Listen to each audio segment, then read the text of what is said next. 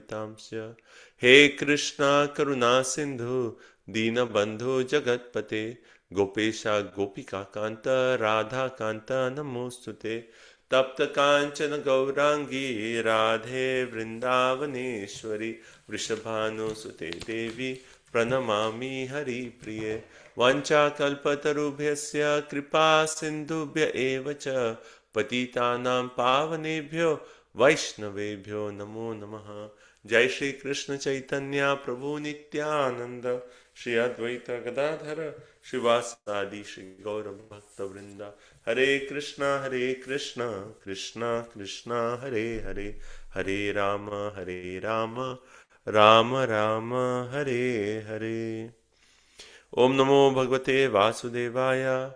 Om Namo Bhagavate Vasudevaya. Om Namo Bhagavate Vasudevaya. Narayana Namaskrityam Naranchaiva Narottamam Devim Saraswatim Vyasam Tato Jayamudire Srimatam Swakatha Krishna Punya Shravana Kirtanam Ridyantastu Abhadrani Vidunoti Suritsatam Nashta Prayasho Bhadreshu Nityam Bhagavata Sevaya Bhagavati Uttama Shloke Bhaktir Bhavati Naishtiki Sarva Shaswadi Piyusha Sarva Vedeka Satphala Sarva Siddhanta Ratnadhya Sarva Lokeka Drikprada Sarva Bhagavata Prana Srimad Bhagavato Prabhu Kalidonto Sritaditya Shri Krishna Parivartita Paramananda Pathaya Prema Varsha Aksharaya Te Sarvada Sarvasevaya Shri Krishnaya Namostute Mad Ekabandhu Mad Sangi Mad Gurun Mad Mahadana Mad Nishtarka Mad Bhagya Mad Ananda Namostute Asadu Sadhu Tada in Ati Nishashatakara Hana Muncha Kadachin Mam Premna Rit Kantayo Spuraha Grantra Srimad Bhagavatam Ki Jai Srila Prabhupada Ki Jai. Hare Krishna everyone. Thank you so much for joining. If you can turn on your video cameras, please do so. We are in the 4th canto, chapter number 22. We are in the last part, like a few sessions we have been discussing this. It's a long chapter with many instructions. We have been discussing how the 4 Kumaras, they gave instructions to Prithu, and then how Prithu actually replied back to the 4 Kumaras, and then we read about the glorious rule of Prithu Maharaj. And then today we are going to complete this chapter with the last section of this chapter, which talks about the qualities of Prithu Maharaj. Right? So some important points that we discussed last time was about like if you start off from the point of how the 4 Kumaras, they instructed Prithu, then we read about Jnana Mishra Bhakti, and then Bhakti Mishra Gyan, and then pure Bhakti. Right? And it's so interesting that when we see the Prithu Maharaj, he actually talked to the citizens. He talked about Karma Mishra Bhakti, Bhakti Mishra Karma, and then pure Bhakti. So whichever way you come, finally the conclusion comes to pure devotion service.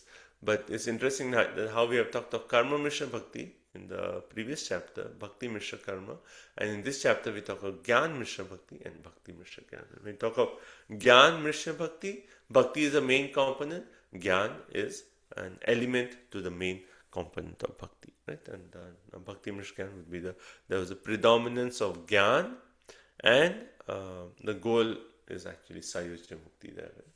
So we discussed all those points, and then after Prithu Maharaj gave his instructions, and then the final verses on pure devotional service. Yat pada pallava, yat pada pankaja palasa vilasa bhaktya. Right? That pada pankaja palasa vilasa bhaktya. Right? So we read that beautiful verse by taking shelter of the toes vilasa of the lotus feet of the Lord. Then a devotee karmasayam, he can easily approach the deeply rooted fruitive activities in the core of our heart. Right? The desires are so deeply rooted, just by taking shelter of the toes of the lotus feet of the Lord, they can be actually uprooted. Right? But non-devotees struggle so hard, and still they are subjected to waves of sense gratification. So basically he's making the point, you want to get rid of all these unlimited desires in the heart, take shelter of the toes of the lotus feet of the Lord. And then And then he actually made the point. Otherwise, this material ocean is like filled with dangerous sharks. In fact, so many dangerous sharks. And then to cross this material ocean for non-devotees, impossible. Very, very difficult, right? But those who again take shelter, Tattvam Harera Bhagavato Bhajaniyam Angrim. Again, he's making a point. Those who take shelter of the lotus feet of the Lord, then they become like a boat. And when you are situated in the boat of the lotus feet of the Lord, then you can easily cross over. All right, so we are in this material ocean, big material ocean, dangerous material ocean, and our only hope is to take shelter of the boat, to enter into the boat of the lotus feet of the Lord. I mean, Guru Maharaj used to make the point that this ISKCON is our boat. Right? ISKCON is our boat. So you just stay on the boat of ISKCON, and because we stay in the boat, and because ISKCON is non-different from Srila Prabhupada. So when we are in the boat, following the instructions of Srila Prabhupada, serving the ISKCON society, we are in the boat, and just be in the boat, and the boat will actually take us. The boat will take us. So it's very, very, very one way. Like even though from our side we may feel like, I'm not so good. I'm chanting my rounds, but I cannot focus, or like I still have so many anarthas. But the main point is stay in the boat. Don't get off the boat. If you are in the boat, then the boat is taking you across. So just stay in the boat. And then when Prithu Maharaj hears these instructions by the four Kumaras, then he actually praises the four Kumaras, and he actually says, actually you have given such priceless transcendental instructions, then what can I give you in return? And he actually says, actually this entire kingdom, how can I, well, one way I have received from Brahmanas, so if I give it back to you, then is that really, how can I do that? But yes, just like someone may get some food from someone, like just some vegetables, but he can cook it nicely and give it back. So similarly, I can do that. So whatever is my property, my kingdom, my children, my home, treasure, even the inner treasure, he talks of the inner kosha. He says, whatever is there, please, this is all yours. Brahmana, this is all yours. And also he makes the point that actually all these opulences should, someone who should be a commander-in-chief, who should be learned, a leader of all the people, who should be the one who is giving punishments, that person should be knower of Vedic principles. And that you are. All you Brahmanas, you are. Therefore, you deserve to be the real emperor. Right? In that way. And then we read a very nice verse where he says that, actually, just by giving spiritual instructions, there is a non-repayable debt. I can never repay the debt for what you have given. And we talk about this also, like a disciple moved to the spiritual master. Like Prahlad Maharaj in the 7th canto, 9th chapter, he actually says that how, Narad Muni, he's telling Lord Narasimhadev that how can I leave the service of my spiritual master? He's actually saved me, right? My spiritual master has saved me. How can I ever leave his service? Right? So that mood of gratitude that we can never, ever pay back our spiritual master. And then also that verse makes the point, this verse here, that if you think that you can pay, that, I did so much service for my Guru, I distributed so many books, I did this, I built a temple for my Guru Maharaj, and now have paid this debt, then you're simply a joker. You're simply a joker. So we can never pay. Our spiritual master has actually saved us. That's famous. How in like Prabhupada in one of the classes in Los Angeles, he said like, and the spiritual master saves the conditioned souls. And all the disciples, because Prabhupada had the Bengali accent, so all the disciples were thinking, and the spiritual master shaves the disciples, and everyone thinking, yes, Prabhupada shaved all of us. We had long hair before, and now we are shaved.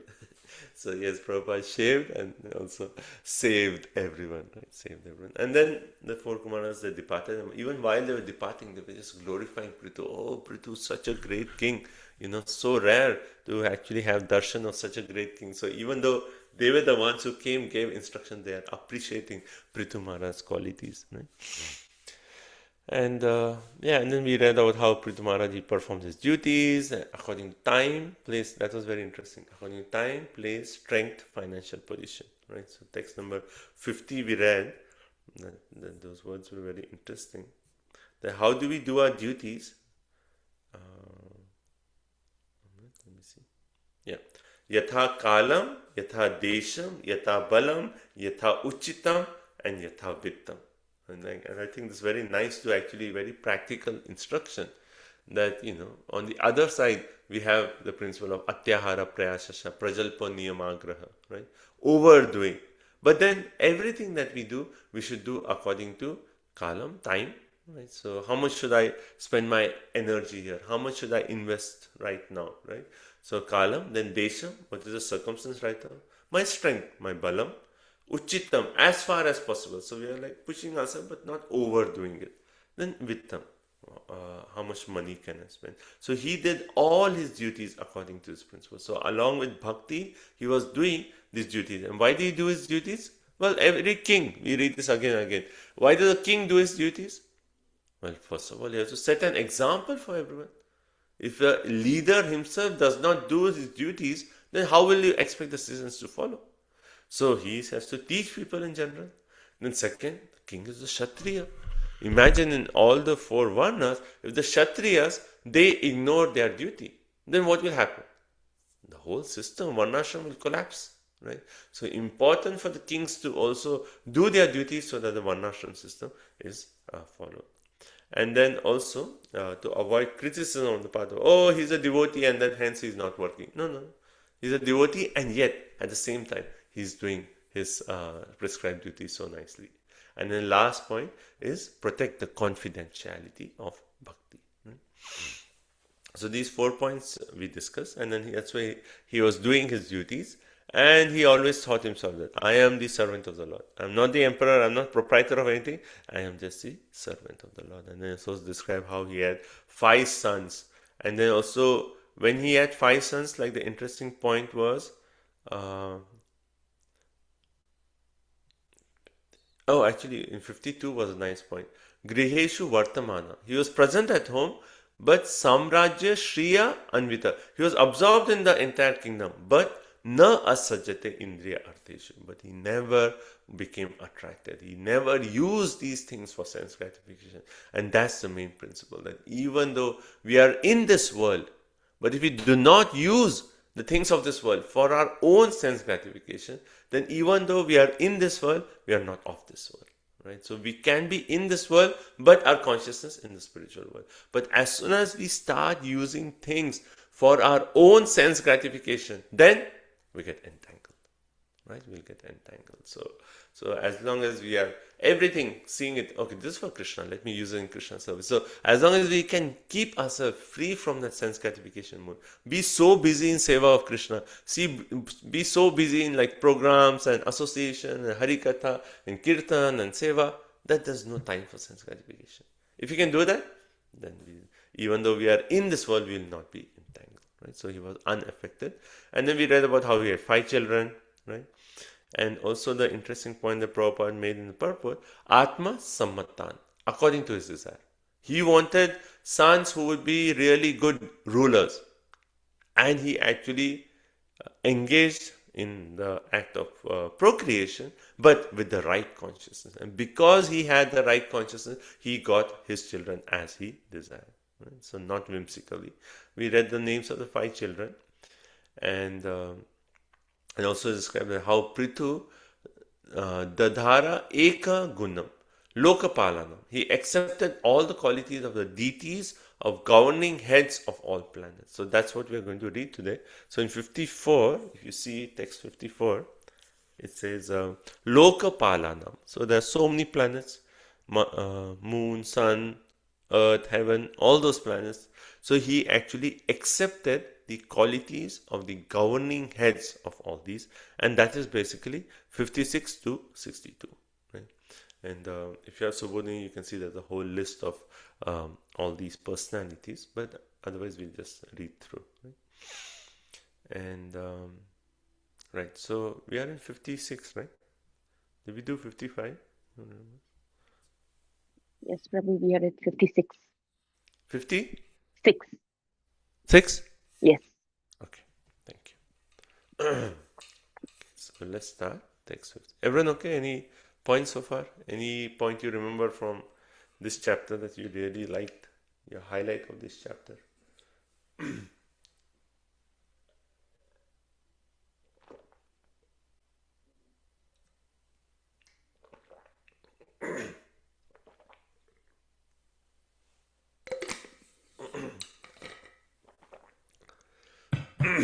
Okay, so let's continue, and maybe at the end of this chapter, you can share any points that you liked from this entire chapter, and that will be like the summary of this chapter. So let's continue. Text number 56. Rajetyadhan namadeyam somaraja ivaparaha suryavad visrajan grinan pratapamscha bhuvo vasu. Vrindavan Vilasamati, 56. Radhika Mataji, please go ahead. I will read the next one. Hare Krishna. Translation. Maharaja Prithu became as celebrated a king as Somaraja, the king of the moon. He was also powerful and exacting, just like the sun god, who distributes heat and light and at the same time exacts all the planetary waters. Hare Krishna. So first, what is the comparison? It says Raja iti, this Raja, Namadeyam Somaraja. He one way like took the name of the king of the moon planet, Soma, right? Soma is the moon. So, and then after that it says Suryavat, like the sun god. So, and Aparaha is used. So one way he was like the moon, he had the qualities of the moon, and other hand he had the quality of sun. So what is this? And basically like a sun, he actually said, because of his pratapan, his strong ruling, he was so strong that he used to exact the taxes from people, right? He used to take the taxes from people just like the sun. It absorbs the water, and then when the need is there, he used to give it back, right? How the sun rain, how does rainfall, right? So it collects water and it is rainfall. So similarly like that, Maharaj Prithu used to exact taxes, but he used to give it back at the right time. So that's one. Second, how the sun distributes heat and light everywhere. Similarly, Prithu was so strong that his influence was everywhere, right? As soon as the sun and the heat and light, everywhere it spread, right? No, you cannot escape. Anywhere you go, if it's very hot, everywhere you go, you see the sun and you get the sunshine, right? So similarly, Prithu's rule was so powerful that everywhere he has an influence. Second quality of the sun. For the moon, it says moon is actually very pleasing at night. In the night, you just like if there's a full moon, then it's just like so pleasing. And we see how Nityananda Prabhu, like his mercy is compared to the cooling rays of the moonshine. Nitai Padakamala Koti Chandra Shushitala. Like Koti, like thousands of moons. That is pleasing, right? So moon is very pleasing. So he was strong as a sun, but at the same time, by his behavior, he was pleasing to everyone. By his qualities, his character, he was pleasing. So this is the ideal king. He is powerful, at the same time, he is, because of his qualities, he is very attractive to everyone, right? He pleases everyone. So that's sun and the moon. And Prabhupada also makes this point that how, he says, see how Krishna has arranged this universe. We have this strong sun, and in the night, we have the cooling moon. So hot sun, cooling moon. Who made all this arrangement? See how Krishna has already arranged everything so perfectly for us. Text 57. Maharaj Prithu was so strong and powerful. Sanskrit. Durdharshas tejase vagnir mahendra eva durjayah titikshaya dharitriva dhyor eva bhishtado nirnam. Yes, Mataji. Maharaj Prithu was so strong and powerful that no one could disobey his orders any more than one could conquer fire itself. He was so strong that he was compared to Indra, the king of heaven, whose power is insuperable. On the other hand, Maharaj Prithu was also as tolerant as the earth, and in fulfilling various desires of human society, he was like heaven itself. Hare Krishna. So basically here it says, Durdarsha, so 4 comparisons are there. One is Durdarsha Tejasa. So his powers were unconquerable like the fire. Just like fire and has the heat and light. Anyone who goes close to the fire will feel the influence of heat and light. Similarly, the powers of Prithu were just like that, so powerful. Right? So no one could disobey his order. Right? Just like you cannot take heat and light out of fire, similarly, no one could disobey the orders of Prithu. Then Maha Indra referring to Indra, right? Eva Durjaya, he has insuperable powers, basically means just like how Indra's thunderbolt, Prabhupada makes a point in purport, is powerful even more than all the nuclear weapons. Right? And Prabhupada says even more than Brahmastra. He says, but all these Brahmastra and nuclear weapons are insignificant compared to the thunderbolt of King Indra. That's how powerful is Indra's thunderbolt. And that's how was the power of Prithu. Right? So first comparison fire, second that with Indra, third is Titikshaya. Titikshaya, we hear this word often, right? What are the qualities of a Vaishnava?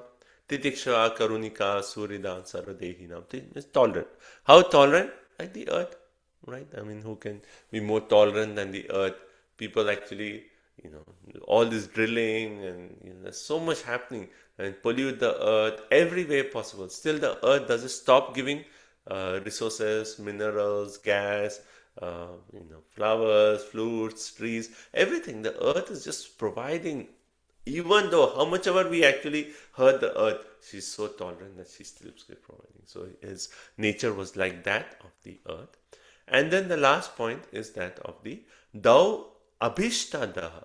He was fulfilling various desires like heaven itself. Right? So, and Prabhupada in the purpose says, just like torrents of rain, fulfills everyone's desire. Like if there's rainfall, then you'll get nice fruits, vegetables, everything will be perfect. So similarly, he was like that. And like if you go to heavenly planets, all your desires easily fulfilled. So similarly like that, he used to fulfill. So it's interesting that how Prabhupada is making this point, that the king's duty is not only to give protection, but also to fulfill the desires of citizens. Just like a father, now the child may say, oh, I want this toy. Now, the father is actually one way fulfilling all his desires. Okay, you want this? Okay, I'll arrange. You want this? Okay, I'll arrange. Similarly, Prithu was doing that for all the citizens. He's fulfilling the desires of everyone. Text 58. Varshati sma yata kamam parjanya eva tarpayan samudra eva durbodha satvena chalavrad eva. One last point, Prabhupada concludes the purport in the previous verse by saying, Prithu was softer than a rose, harder than a thunderbolt. That's so nice. So even we say like Prabhupada, softer than a rose, harder than a thunderbolt. Like in the sense that, if someone does anything wrong, mistake, then Prabhupada could be really heavy. Really heavy. Like when Guru Maharaj talks about that one incident in Los Angeles, like 2 disciples came and they did some big mistake. And Prabhupada was like so heavy. Like when Guru Maharaj said like so heavy that these two American tall devotees, they couldn't even walk out of the room. They were almost crawling out of the room. Like so heavily they got chastised. So Prabhupada can be as hard as a thunderbolt, but immediately, actually, my Guru is so heavy, he chastised them, and after that, immediately he turned and he was just talking to the other disciple as if nothing happened.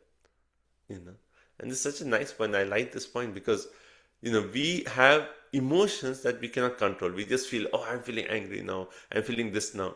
But Prabhupada, because he's Goswami, right? He has control over all the senses, he's a pure devotee, he can use these emotions for seva. He used anger for service because he had to chastise them for their good, for the good of Krishna. So he used the anger emotion for service and immediately like, okay, I'm done, and that emotion is done. I mean, who can do it? We get angry, and even though we want to change our mind, that anger still we hold on to it, and we can experience the anger even physically. Someone is too angry, then their lips start quivering, or they become so angry and all you can experience in the external body. But Prabhupada could just use anger in seva of Krishna. and then immediately just, okay, done, seva done, right? So that's the power of pure devotee. So that point is so nice. Softer than a rose, right? When, like, we hear of the story where in Vrindavan, like during the last few days, and there were like one devotee who had like boils, boils was in Vrindavan.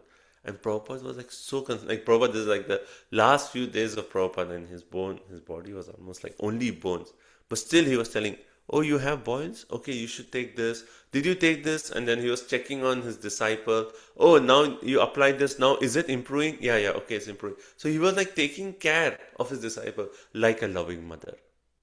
So like a loving mother, at the same time strong like a thunderbolt. Right? This is Prithu's nature, and we see that in pure devotees having those qualities. Right? 58. Yeah. Hare Krishna. Translation, just as Oh, rain. ek minute. Yes, sure. I already read the Sanskrit, bro. Oh, yeah. Sorry. Yeah, Yeah. we did. Mhm. Okay. Yes, go ahead, bro. Yeah, sure. It's 4:22:58. Just as rainfall satisfies everyone's desires, Maharaj Prithu used to satisfy everyone. He was like the sea in that no one could understand his depths, and he was like Meru, the king of hills, in the fixity of his purpose. Hare Krishna. So it says Varshati Yatha Kaman Parjanya. It's interesting, like, it is here where it talks of pouring water as much as one desire, and that way satisfy everyone. Actually, Prabhupada talks about this also in the previous purport, where he actually quotes Parjanya Anya Sambhava, that when there's rainfall, then what happens? Then that is, in the Bhagavad Gita 3rd chapter, the whole cycle is there. When there's yajna, then there's rain. When there's rain, then there's grain. From grain, then all the needs are satisfied, right? So similarly here it says, as much as desire, whatever was desired, then there was sufficient rainfall. And that way, if rainfall is there, everything is proper. Like you'll get nice vegetation, nice fruits, vegetables, flowers, everything is perfect, right? Then, so he was like the rainfall in the sense like he was distributing his mercy to everyone. Right? It's just like causelessly, like distributing mercy incessantly. Incessantly is the word used, just like rainfall. Then second quality here is samudra durbodha, not understandable like the sea. Right? Like what is that verse? It says Vaishnava kriya mudra vigye na bhujaiye. Even the actions of a devotee is not easy to understand. What he's doing, why he's doing, or why did he do this. We can understand because they are so deep, like the ocean, right? So deep and grave that no one can understand the purpose behind the actions of those personalities. Then the next quality is Satvena Achala Rat Eva, like Meru mountain, right? The king of hills. So he was fixed in his person. Like how the mountains are immovable, so similarly he was fixed in his purpose. Okay, 59. Dharmarad iva shikshayam ashcharye himavaniva kuvera iva koshadhyo guptarto varuno yatha. Hare Krishna. Maharaja Prithu's intelligence and education were exactly like that of Yamaraja. The superintendent of death, his opulence was comparable to the Himalaya mountains, where all valuable jewels and metals are stocked. He possessed great riches like Kuvera, the treasurer of heavenly planets, and no one could reveal his secrets, for they were like the demigod Varunas. Hare Krishna. So basically here it says Shikshayam Dharmarat Eva. So his rule was he was so expert in law and order, just like Dharmaraj. I mean, who can be more expert than Dharmaraj? Like even the smallest action we do, we cannot escape from the eyes of Dharmaraj unless you're a devotee of Krishna. That's our only concession. But otherwise, like even one small thing, Dharmaraj, oh, you did that? You're right here. It's recorded here. See, it says you actually stole so and so, or you did this, right? So everything. So who can be better than a judge than Yamaraj? So he was as good as Yamaraj in giving law, in establishing law and order. Right? Then Asharya Himavan. His opulence was like that of the Himalayas. They said like even now in some place of Himalayas there's like a small mountain of gold. So there's so much like Himalayas itself. There's so many minerals, jewels, gold. It's all there. So his opulence was just like that, like so huge, like the Himalayas. So much opulence. Then Kuvera Kosha Adya, and his wealth was like Kuvera. So much wealth, right? And the last one, Gupta Artha Varunaha. So no one could reveal secrets like Varuna Dev, right? So this is interesting that in the Purport Prabhupada explained, nor could anyone discover the secrets of his life any more than learn the secrets of Varuna. So Varuna is presiding deity for water, right? But not only water, also night and western sky. So for all these, Prabhupada says the presiding deity is Varuna. Now, in the depths of the water, we don't know what is there, right? I mean, sometimes people go down in water and they'll find like some pearls, or like it could be also some sunken ships. Like so many things are there inside the ocean, and no one knows. Like it's like a secret. So similarly, he is compared to Varuna because no one could discover the secrets of his life. And Prabhupada also makes this point. Varuna is omniscient, and since he punishes sins, he is prayed to for forgiveness. Interesting. He's prayed to for forgiveness. So we pray to Varuna Dev, so he forgives. So that quality also Prabhupada is actually saying that if someone approaches Prithu for forgiveness, then he's like, okay, I'll forgive you. Right. Next, text 60. Matarishvena sarvatma balena mahasojasa avishaya devo bhagavan bhutarad iva. Hare Krishna. In his bodily strength and in the strength of his senses, Maharaja Prithu was as strong as the wind, which can go anywhere and everywhere. As far as his intolerance was concerned, he was just like the all-powerful Rudra expansion of Lord Shiva or Sadashiva. So, Sarva Atma, right? So, Mata Rishesha Sarva Atma. So, just like air is all pervading, right? Similarly, Prithu's rule was everywhere. No one could escape Prithu's rule. That's the first point. And then also, this point is actually Balena Maha Sa Osjasa. So, other point about wind, like air, wind, he says as strong as the wind. When wind is blowing, who can go and stop the wind blowing?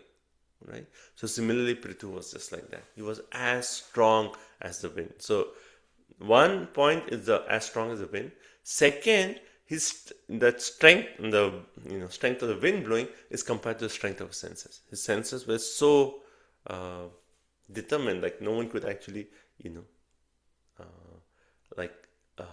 what's the right word? Like distract him, distract him. His senses were not, oh, you see something and you're attracted. It wasn't like that for Prithu. He had full strength over his senses, just like the strength of the wind. Then next comparison is as far as intolerance is concerned, avisyayaya, intolerance is concerned. It says Deva, like the most powerful demigod, and Bhuta Rata Eva, like Rudra or Sadashiva. Okay, text 61. Kandarpa iva sondharye manasvi mrigaradiva vatsalye manuvan nrinam prabhutve bhagavan ajaha. Translation. In his bodily beauty, he was just like Cupid, and in his thoughtfulness, he was like a lion. In his affection, he was just like Swayambhuva Manu, and in his ability to control, he was like Lord Brahma. Hare Krishna. So beauty like Cupid, thoughtfulness like the king of animals, lion, Vatsalya, like Swayambhuva Manu, he was affectionate to everyone, and then like Brahma, he had ability to control everything. 62. Hare Krishna, Prabhuji. Yeah.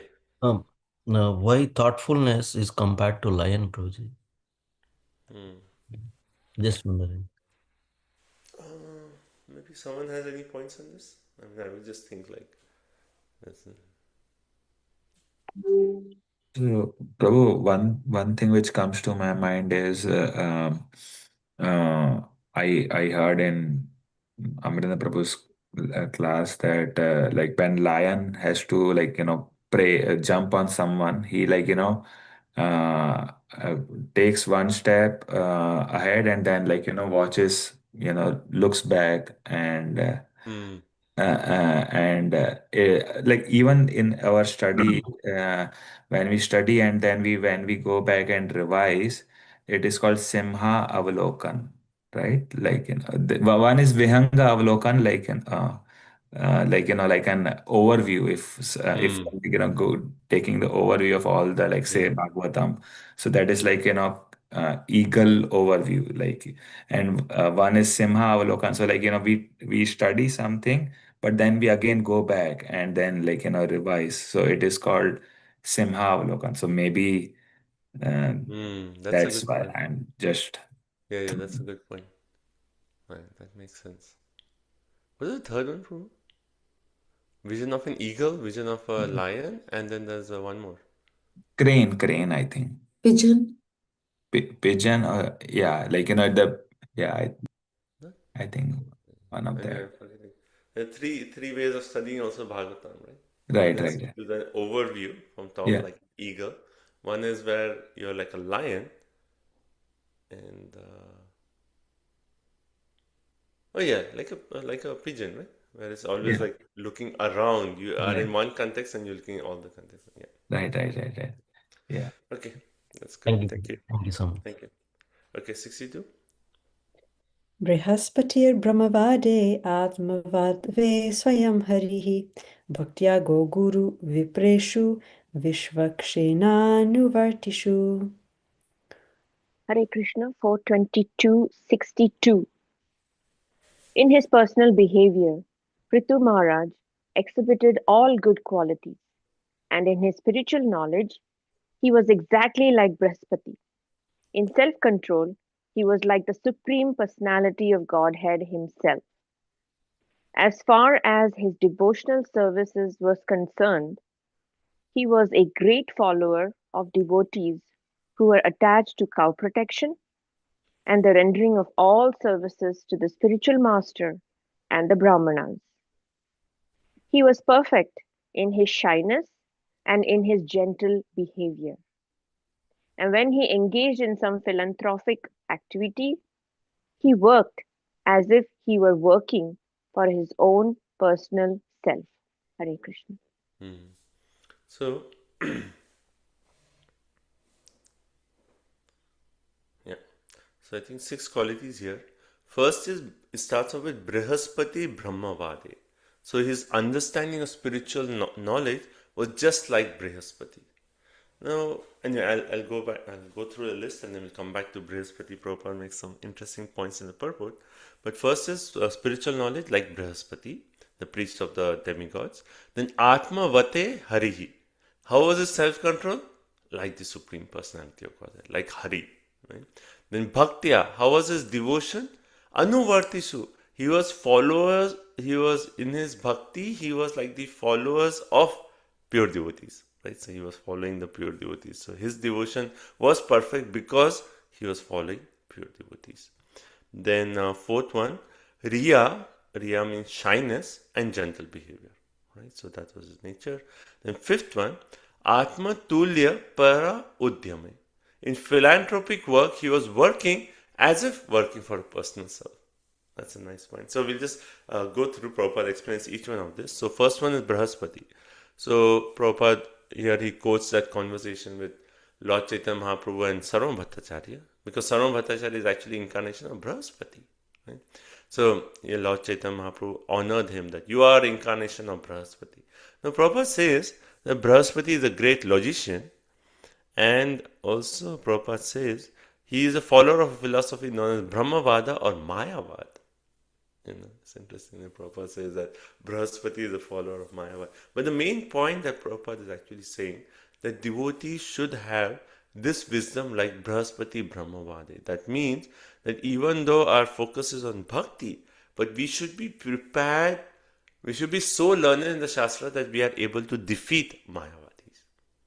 That's the point. right? So Prabhupada says that we should be, but if required, must be prepared to argue and defeat Mayavad, impersonal Mayavadis. Right, so that's the main point that Prabhupada focused. So having that kind of knowledge where we can defeat the impersonalists. Then second one, he was an ideal self-controller like the Lord himself, like Hari. And here Prabhupada talks about how Bhishma Pitama, he said what? Krishna, you're the greatest brahmachari. Greatest brahmachari. Right? And often people wonder, like, Krishna is brahmachari? He has 16,108 girlfriends. He has 16,108 wives. I mean, how can he be a brahmachari? Imagine having so many wives and so many girlfriends. But the point is that what Bhishma Dev actually glorified, that even though, see, I am celibate. Bhishma had taken that vow, I will never get married. But he kept a distance from the opposite sex. But Krishna, in spite of having so many girlfriends, so many queens, he was never agitated. He is not that dependent on their, like in this material world, man and woman, like they see and there's immediate attraction. Cupid comes and then the attraction. But Krishna, there is no question. Even though coming in contact with someone, he is always Atmaram. He is Aptakam. He is not dependent. He is not distracted by any of this. And that's why he's a brahmachari. Right? So that's the point that Bhishma Dev said. There's a whole story of, story of the gopis and how Durvasa Muni, and they say, Krishna is the greatest brahmachari. And then they cross over the river Yamuna, and it's like, what? Krishna, greatest brahmachari? And the story is there. So here, main point that Bhishma Dev says is that in spite of having all this, he is not affected. This is a brahmachari. Right? Like how Prabhupada does this story of Prabhupada, he gave a class, I think it was in Paris. And then he came out, and there was like the devotees had rented like a limousine or something, right? Like a nice car. And there was a driver, not a devotee, just a driver, like a chauffeur, right? And the chauffeur was there, and Prabhupada came, and all these disciples like offering obeisances, glorifying Prabhupada. And then Prabhupada sat inside, and he could see that, the driver was wondering like why everyone is worshipping this person. What's so great about this person? And Prabhupada started talking, and he said like, everyone in this material world is attracted by sex. But I, in a whole room full of naked women, I will never be disturbed. And Prabhupada said that, just because that was his level, and that's was something he would probably appreciate. But that's the point. Pure devotee, even though they are in situation that could be agitating, they are like brahmachari, right? So Prabhupada here makes a point. So Prithu Maharaj was brahmachari and grahastha simultaneously. He was married, but he was a brahmachari. And this is what Prabhupada says. Like even he used to say disciples should be grahas brahmacharis, right? And Prabhupada explains that if the grahasthas, they are engaging in sex just for begetting children, Krishna conscious children, then they are brahmachari. Then it is no problem, right? So that's the point. And then further, this Vishvak Senanu Vartishu, right? So Prabhupada explains this, right? Anuvartishu, we see this word again and again. Anuvartishu means to follow the devotees of the Lord. Prabhupada quotes Narottam Das Thakur, Echai Goshai Yar Mui Tara Das. Right? So what is the process? We follow in the footsteps of the Goswamis of Vrindavan. So his devotion is glorified, Prithu's devotion, because he was always following the instructions of pure devotees. Right? That's our bhakti. Bhakti means to follow the instructions of pure devotees. Then next quality is humble, meek, gentle. And the last quality is philanthropic activities. So Prabhupada makes a nice point that philanthropic activities were not for the sake of show, but were performed out of personal feeling and commitment. The verse is basically saying that you do philanthropic work in such a way as if you are the recipient of that work. Like sometimes there's maybe food distribution, and we're like, oh, I have to distribute so much, just give a little bit, it's okay. No, but think if you're on the other side, how you would like to receive it. That's how you should give philanthropic work, right? You should do philanthropic work. Last verse, 63. कीर्तयोर्ध्वगितया भूम्भिस्त्रैलोक्ये तत्र तत्रः प्रविष्टकर्णरन्ध्रेषु स्त्रीणां रामः सताम् इव. Hare Krishna. Throughout the whole universe, in the higher, lower, and middle planetary systems, Prithu Maharaj's reputation was loudly declared, and all ladies and saintly persons heard his glories, which were as sweet as the glories of Lord Ramachandra. Right. So this is the last. Yeah. Present the Bhakti Vedanta purports of the 4th canto, 22nd chapter of the Srimad Bhagavatam entitled Prithu Maharaj's meeting with the 4 Kumaras. Thank you. So, last verse, that Kirtya, his reputation was what?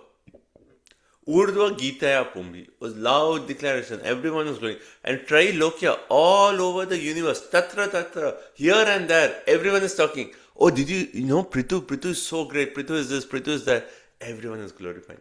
And then Pravishta Karna Randhena, right? So when this glorification was entering into the ears of Strina, the woman, then Rama Satam Eva. They were saying, oh, these glories are as sweet as the glories of Lord Ramchandra. Just like we hear the glories of Ramchandra, and how many other times we hear Rama and we feel like, oh, so nice Rama, glories of Lord Ram. So similarly, like hearing the qualities of Prithu, they just felt as so pleased as if they were hearing the glories of Lord Ramchandra.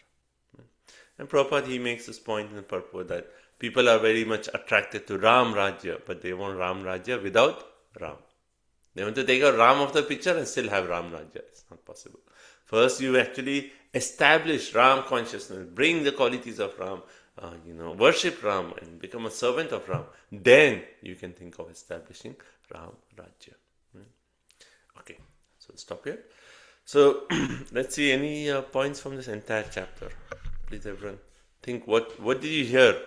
I mean, we spent like how many 3 sessions on this chapter. It's a long chapter. So quickly, let's summarize one point if everyone can quickly share. The entire chapter, what is the point that you liked? Prabhuji, Maharaj Prithu was an expansion of Vishnu, but still he was humble, meek, and gentle. Good point, Hare Krishna. Very nice, thank you. Okay, anything else? Next point.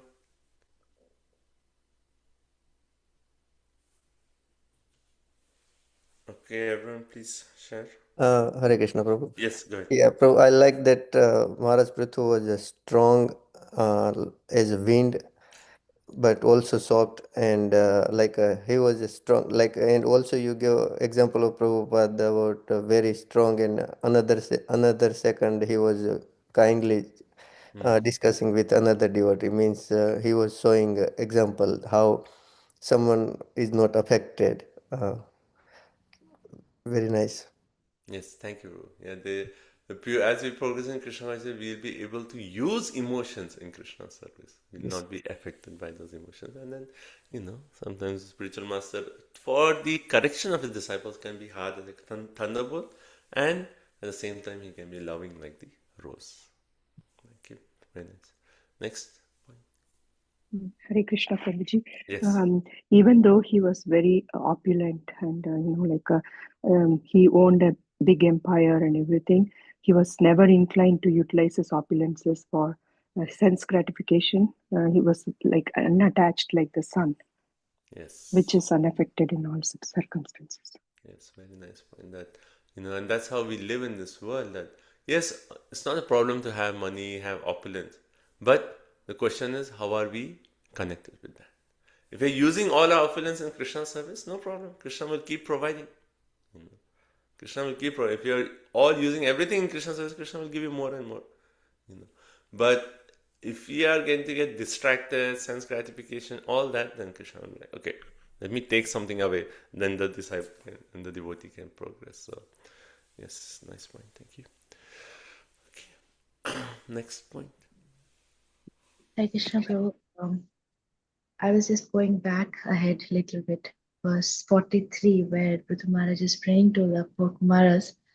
that I want to give you something, but I can't give you anything because it is your Uchishta. I mean, we cannot give, as we have explained. That's such a beautiful thought. Like, it stuck with me throughout the week last week. That mother he was eating that day, and he gave. I don't want to eat this. You eat, like half eaten, all saliva in there, but that tasted so sweet.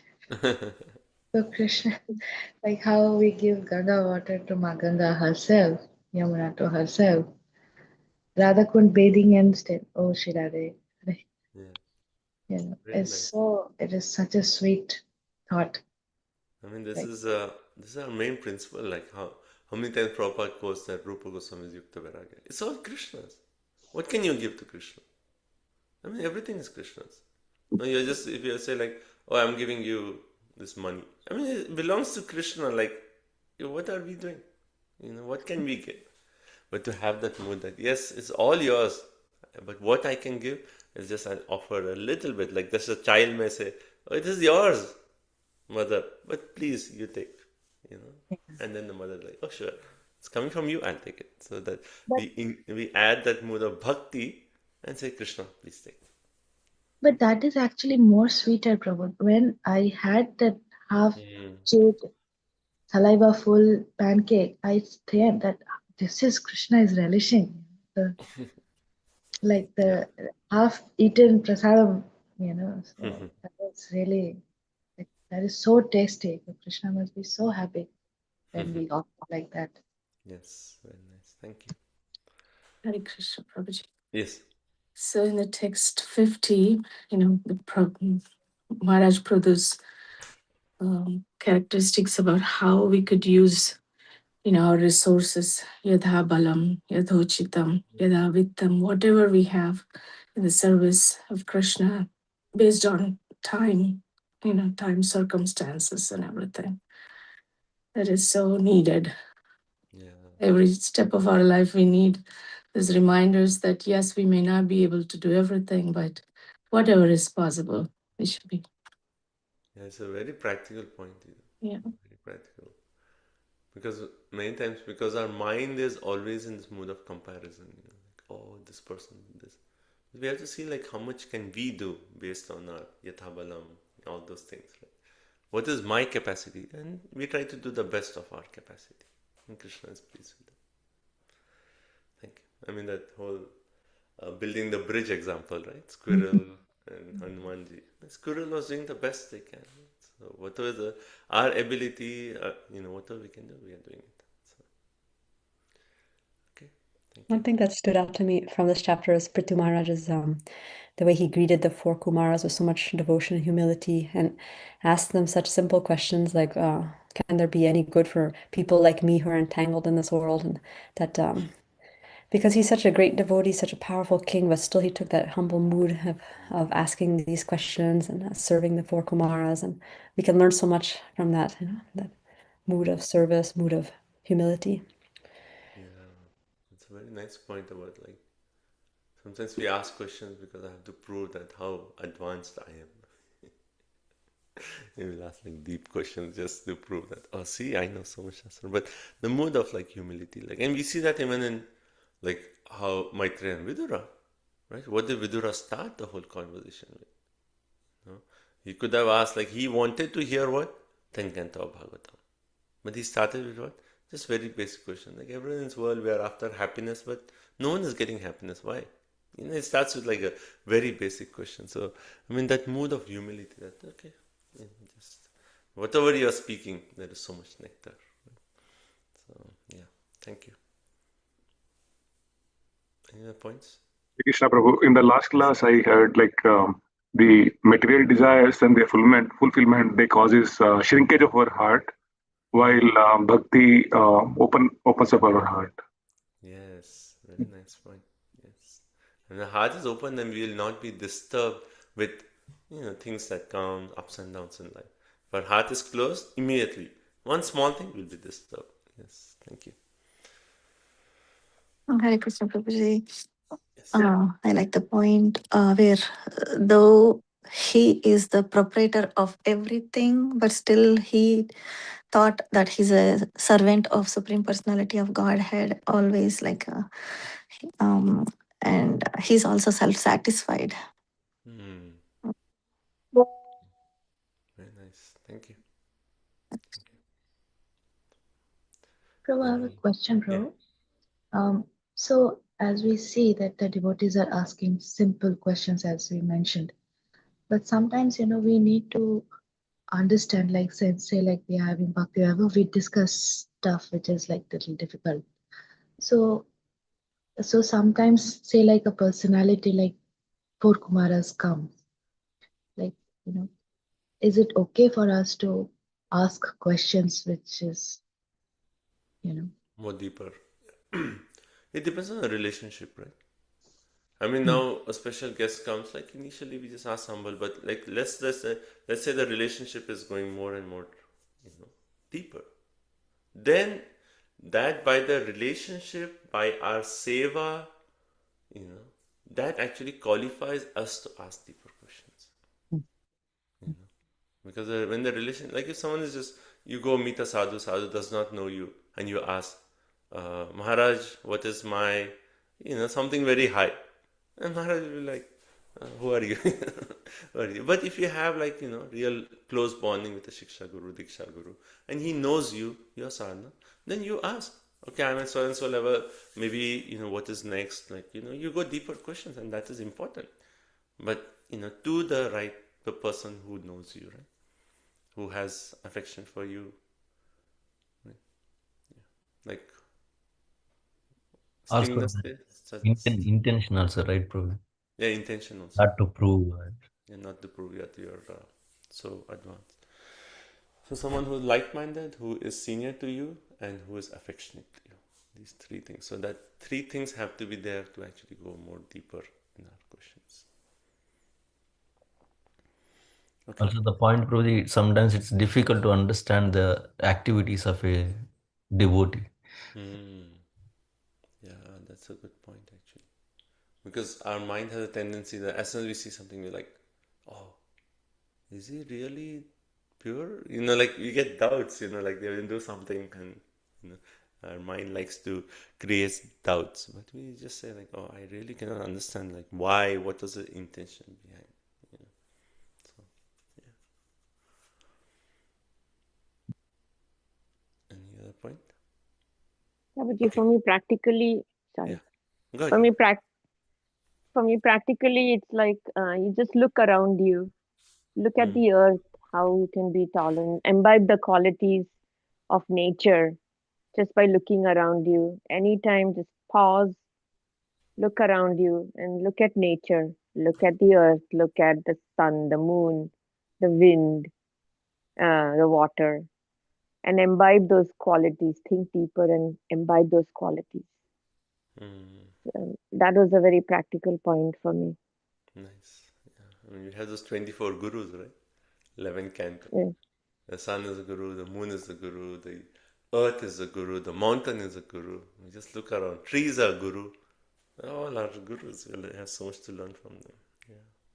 Thank you. Okay, so everyone ready? We'll Prithu Maharaj's journey back home, back to Godhead.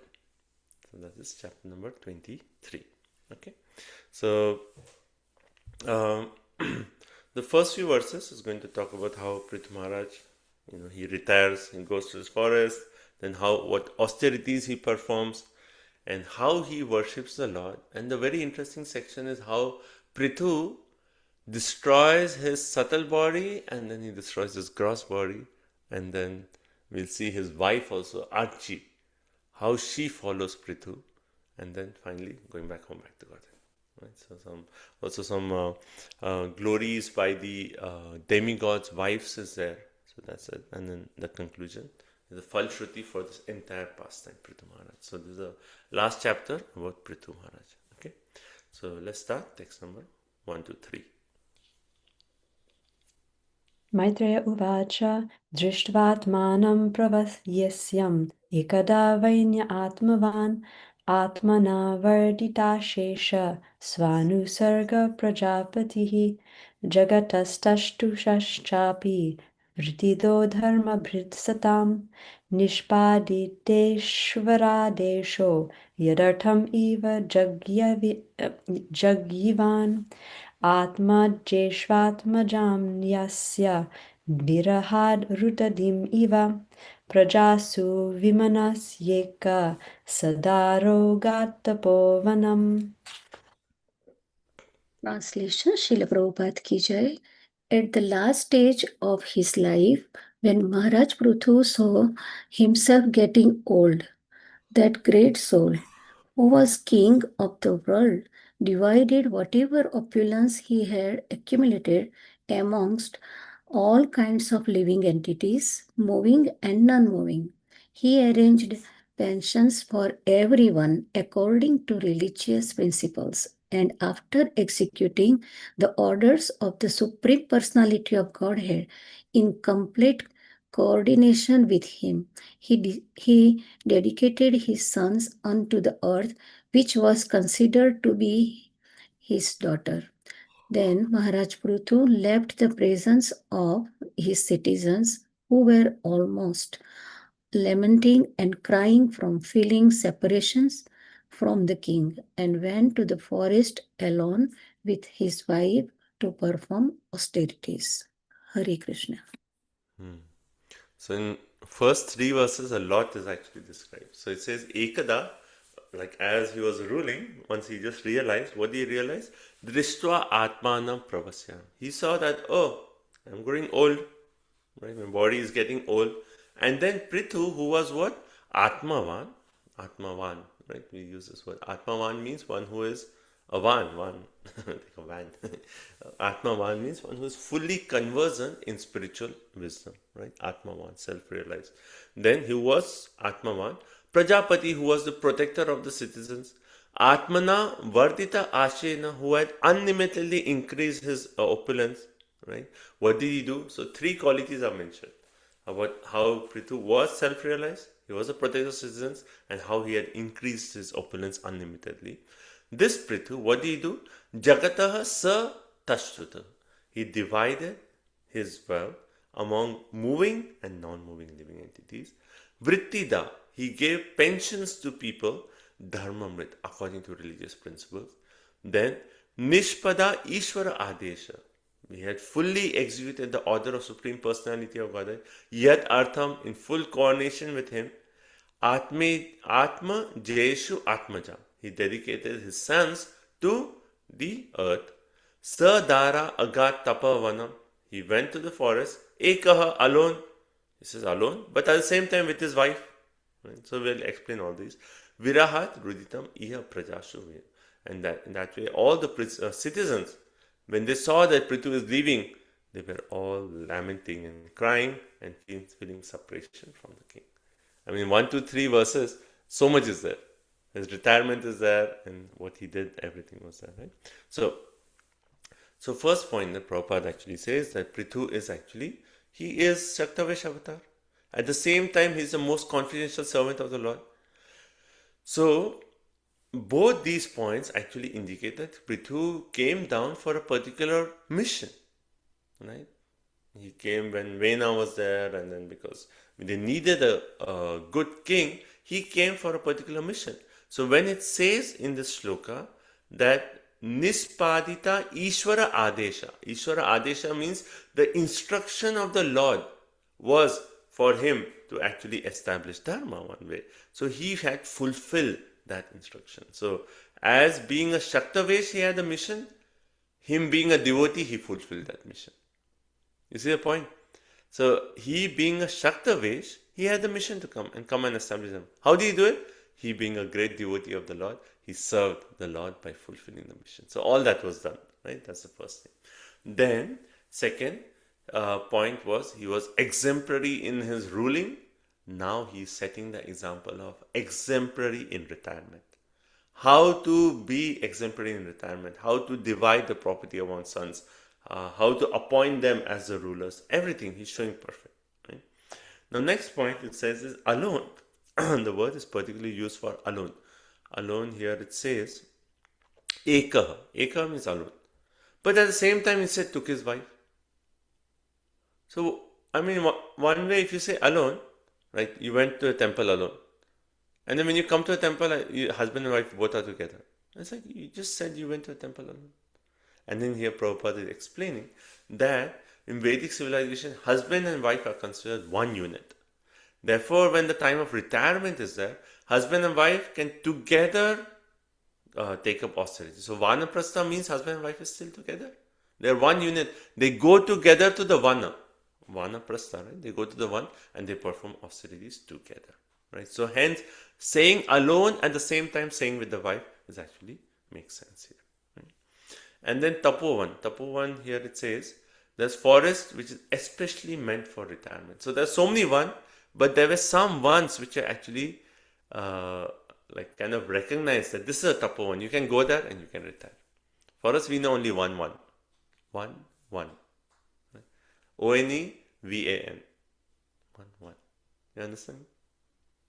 One. What one? Vrindavan.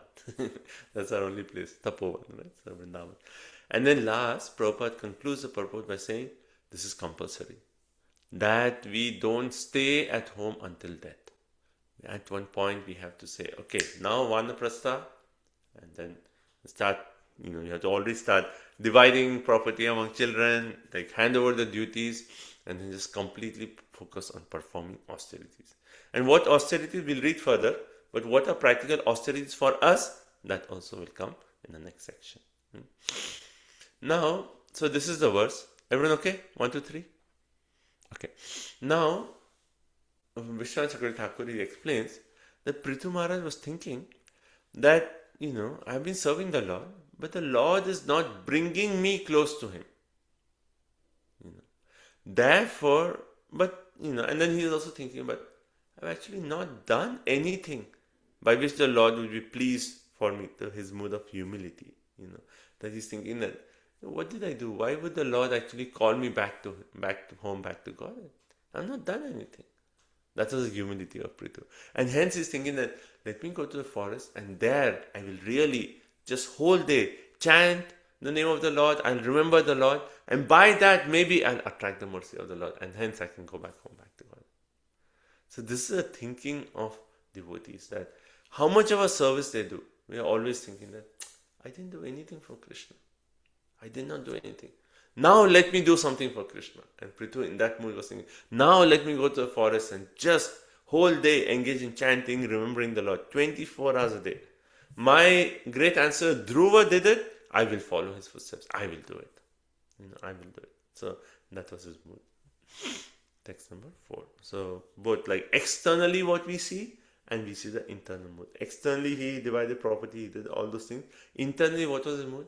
Oh Krishna, I'm so fallen. When will you accept me? Let me go and do some bhakti. Let me serve you. Right? So in that mood he went. Text 4. Tatrapyadabhya niyamyo vaikhanasa susammate arabdha ugratapasi yathasa vijaye pura. Translation. After retiring from family life, Maharaja Prithu strictly followed the regulations of retired life and underwent severe austerities in the forest. He engaged in these activities as seriously as he had formerly engaged in leading the government and conquering everyone. Hare Krishna. Yeah, this is a very nice point that says here, Tatra adhabya niyama. There means what? He's already gone to the forest. There he performed niyamaha, rules and regulations. Of what? Vaikhanasa. Vaikhanasa is like one way, like vanaprastha. So he went to the forest, he followed all the rules and regulations that a vanaprastha should follow. And ugra tapasi. Ugra we know. Ugra rupam, right? Ugra narsimha. Ugra means very serious, very intense tapasi, austerity. He performed very severe austerities in the forest. How? Yatha swa vijaye pura. How he actually, during his grahast ashram, how he was so dedicated, how much energy he spent to conquer the world. Similarly, that same energy he put now to perform austerities. I really like this point because I mean, just think about it. Like, how much austerities have we performed in our life? Have we done austerities in our life? We have done so many austerities just to pass from like 8th standard. How much we have to study? Then to get admission in so and so college. How many nights we have like, okay, full night I have to study. Why? Pass the exam, get grade. We have performed so many austerities. Get a job, please the boss. I mean, everything we do, so many austerities. Now, imagine if all those austerities, now we have taken to bhakti. Imagine if we do even like 5% of that in devotional service. When exam is there, we'll be like, okay, whole day I have to study, night I will study, I will not sleep, I have to finish this chapter. How much we do? How much we study, and okay, I have to clear this exam, this entrance, apply to this university, come to US, do visa. I mean, so many. Even like 1% of that, if we do in bhakti, we'll progress very fast. Now the point here is that when Prithu went to Vanaprastha, it wasn't like, okay, now retired, now I can just like easily, now I don't have to pay my bills, now is relaxed time. You know how they have like a rocking chair, right? When people like they move to like, okay, now I'm retired, they have a rocking chair, they just rock. That's not the mood. Even in Vanaprastha, he actually invested the same energy that he did while he was ruling. But now it was dedicated completely for austerities to Krishna. And for Prithu, even before it was completely, but now to show us the example, even in Vanaprastha, he was performing all the austerities with the same enthusiasm that he engaged in karmas during Grihastha. So Prabhupada actually explains that how Varnashram system is actually so nicely designed for us to go back home, back to Godhead. I mean, Grihastha, there is concession. You can have children, there is some concession for sense gratification. But once we actually, while we are going through Grihastha, we are preparing ourselves for Vanaprastha. It's not that other, thing our mind says, okay, now I have job, let me work very hard. And when I retire, then I'll dedicate myself fully to Krishna. It does not work like that. Now itself we have to prepare ourselves in such a way that, let's say I have a full day free. What am I doing? Can I spend the full day in reading, chanting, hearing Krishna Katha just completely? Then we are like kind of preparing that when we'll not have a job, still we can actually engage ourselves. But if we are not prepared, from Grihastha to Vanaprastha we enter, and in Vanaprastha what will you do? Then we'll go back, we'll read news, we'll check the weather 10 times a day. Because our mind is not focused, our mind is not prepared for that complete austerity, then we'll go back and do mundane things. Right? So Grihastha ashram is a preparation for Vanaprastha ashram. Vanaprastha ashram means complete austerities, 100% just engaged in devotional service. Right? So here for Prithu, it was 100% austerities. Right? Right, so and then Prabhupada says, Prithu is ideal in every sphere of life, as Grihastha, as Vanaprastha, and our only formula is Mahajana Yena Gatha Samanta. I mean, the bhakti is not that you have to find something new. Just whatever the great devotees are doing, you just follow their path, and they'll achieve success, and by following their path, you will go back home, back to Godhead. So, what's the problem? Text 5. Kandamula palahara shushka pranashana kvachit abbaksha katichit bakshan vayu bhakshashtata param. In the Tapovan, Maharaj Prithu sometimes ate the trunks and roots of trees.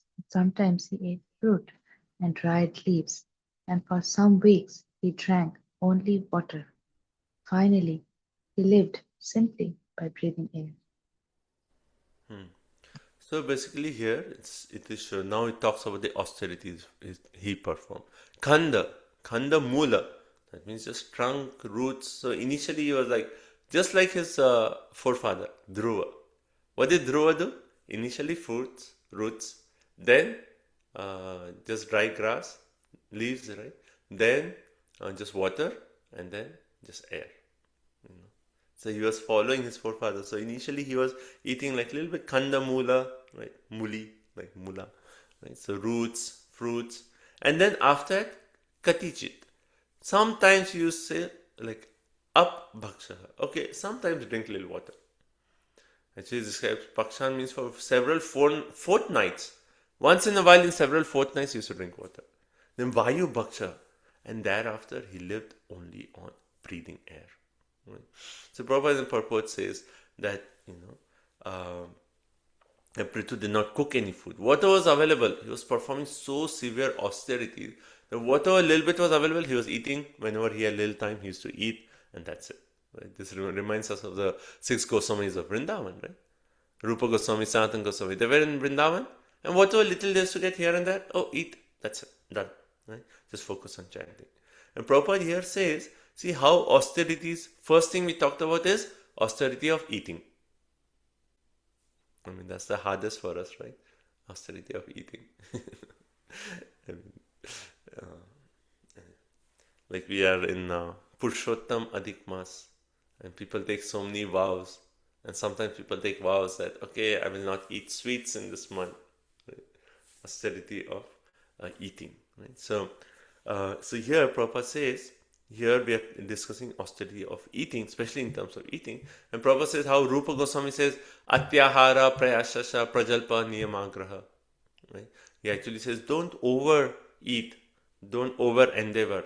We have to stop all these, otherwise they are sadbir bhakti vinashyati. Right? If you actually see nectar of instruction, because it's a flow, right? From starting to perfection. First verse, selecting a guru. Second verse, atyahara prayas. So actually for us, our first point in our spiritual life is give up overeating. It starts with that atyahara. Atyahara prayashasha. Over endeavor, overeating, give it up. Right? So hence Prabhupada focuses on this. And then he says, then he talks about like how living in the forest is in the mode of goodness. Living in the city in mode of passion. Living in some brothel or all these contaminated places is mode of ignorance. But living in the temple is Vaikuntha. So Prabhupada says for us, we cannot just go to any forest. Imagine like you say like, oh, there is a forest behind my house. Now Vanaprastha means I'll move from my house, wrap up everything and live in the forest. Who can do that? In Kali Yuga, we cannot do that. We cannot do that. And hence Prabhupada says, therefore we have created this Krishna conscious movement where you don't need to go to a forest. Just come live in the temple. Isn't that the statement in Vrindavan Prabhupada said? Like we are just, we have this center and we are inviting people to just come, stay here, honor Krishna Prasadam, but whole day chant, read, engage in Krishna Bhakti. So for us, retirement means either stay in the temple or right next to the temple. But temple is our base. We go spend time in temple, attend Mangala Aarti, do everything like close to the temple. That's our thing. And Prabhupada here also quotes Rupa Goswami that, he just stayed in the forest. Every day, different tree. Not staying under the same tree also. Why? I'll be attached to the shelter of this tree. So different tree every day. But people, when Prabhupada wants us, some people, they follow, they imitate Rupa Goswami. Oh, Rupa Goswami did, therefore I should leave everything, go to the forest. But because their consciousness is not ready, they will do that and then at the same time, they start doing all nonsense. They go to the forest, then they start taking ganja, or they start doing illicit activities because of consciousness. Therefore, Prabhupada says, we have to follow the example of Bhakti Saraswati Thakur. What did he do? Live in the temple. Live in the temple, accept only Krishna Prasad, follow 16 rounds, chant at least 16 rounds, follow 4 Rigvedic principles, and that's it. That's a perfection. Right? So that's what we need to do. So we have to follow the example of Srila Bhakti Saraswati Thakur. Right? In this way, one's spiritual life will never be disturbed. Text 6. ग्रीष्मे पञ्चतपावीरो वर्षाश्वासारशान्मुनिः आकन्तमग्नशिरीरे शिशिरे उदके स्तण्डिले शयः. Hare Krishna. Following the principles of forest living and the footsteps of the great sages and munis, Prithu Maharaj accepted 5 kinds of heating process during the summer season, exposed himself to torrents of rain in the rainy season, and in the winter stood up in the water to his neck. He also used to simply lie down on the floor to sleep. Hare Krishna. So Grishma Panchatapah. In the summer, what did he do? He lit fire around him. There were like 4 kinds of fire in four directions. He had fire around. He stood in the middle and in the 5th from the sun. So 5 ways he had heat, but he was actually in that situation to exhibit to perform austerities. Then second, Varshashu, in the rainy season, what did he do? In rainy season, torrents of rain. He was just like this. He exposed himself. Okay, it's raining. I'll just be here. No shelter, nothing.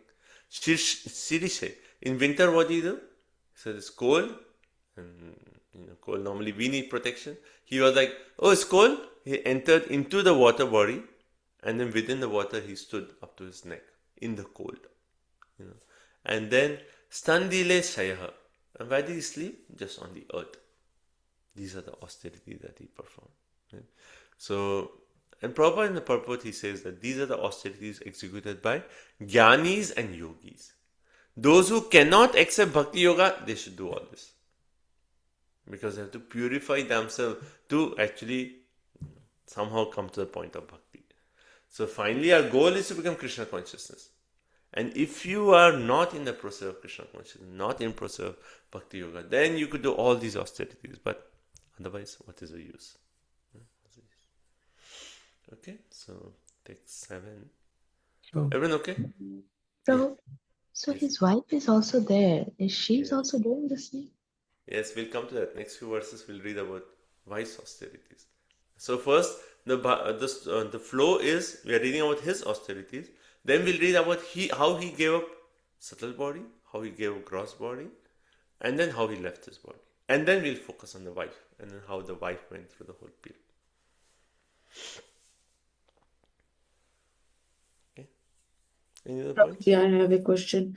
The last line of this purport. The purpose of for undergoing such severe austerities is to become a devotee of the Supreme Personality of Godhead Krishna. Prabhuji, how can such severe austerities make us the devotee of Krishna? There will be so much suffering, right?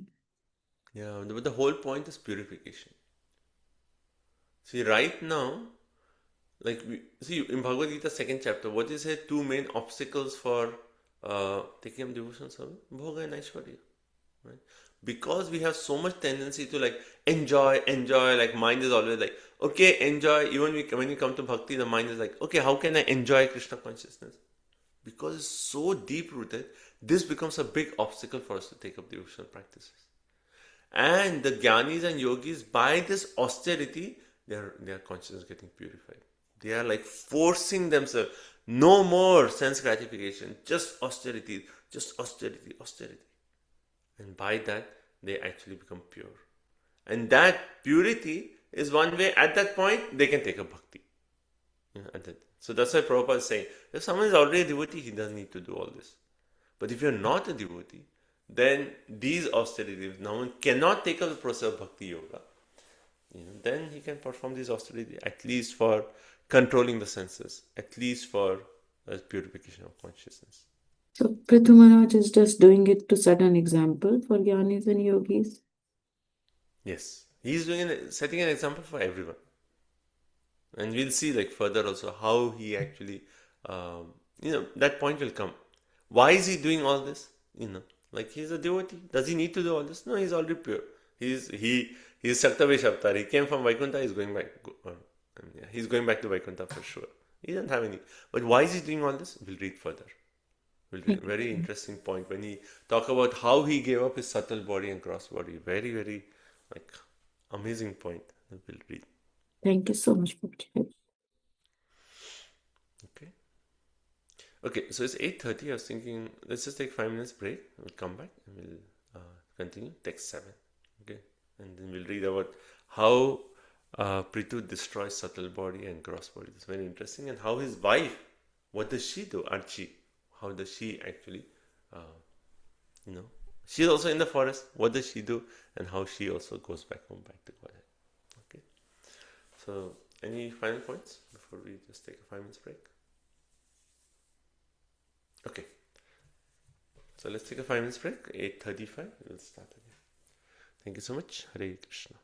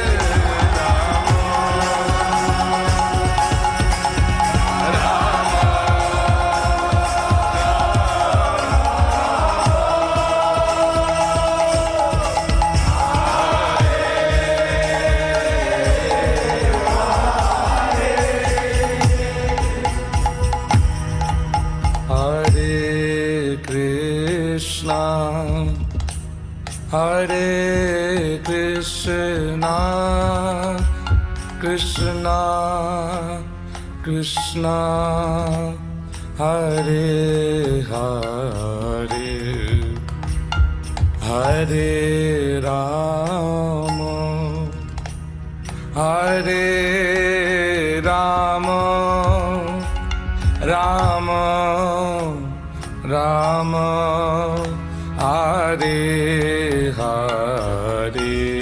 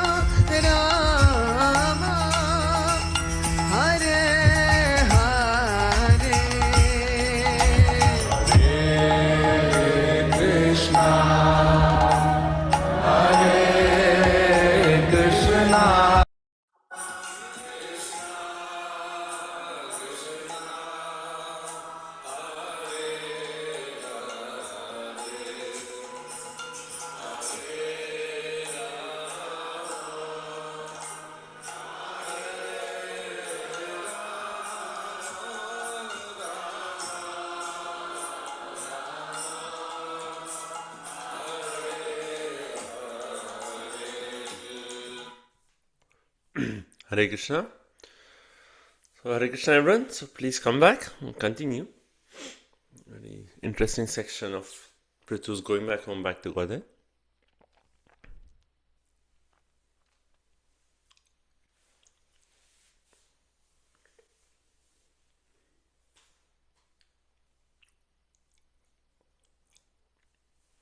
Okay, everyone, please come back. Text number 7.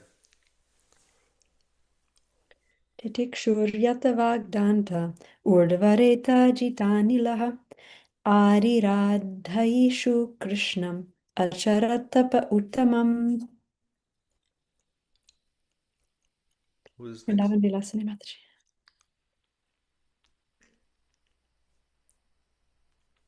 Hare Krishna, can I read? Mataji? Yeah, go ahead. Translation. Maharaja Prithu underwent all these severe austerities in order to control his words and his senses, to refrain from discharging his semen, and to control the life air within his body. All this he did for the satisfaction of Krishna. He had no other purpose. Hare Krishna.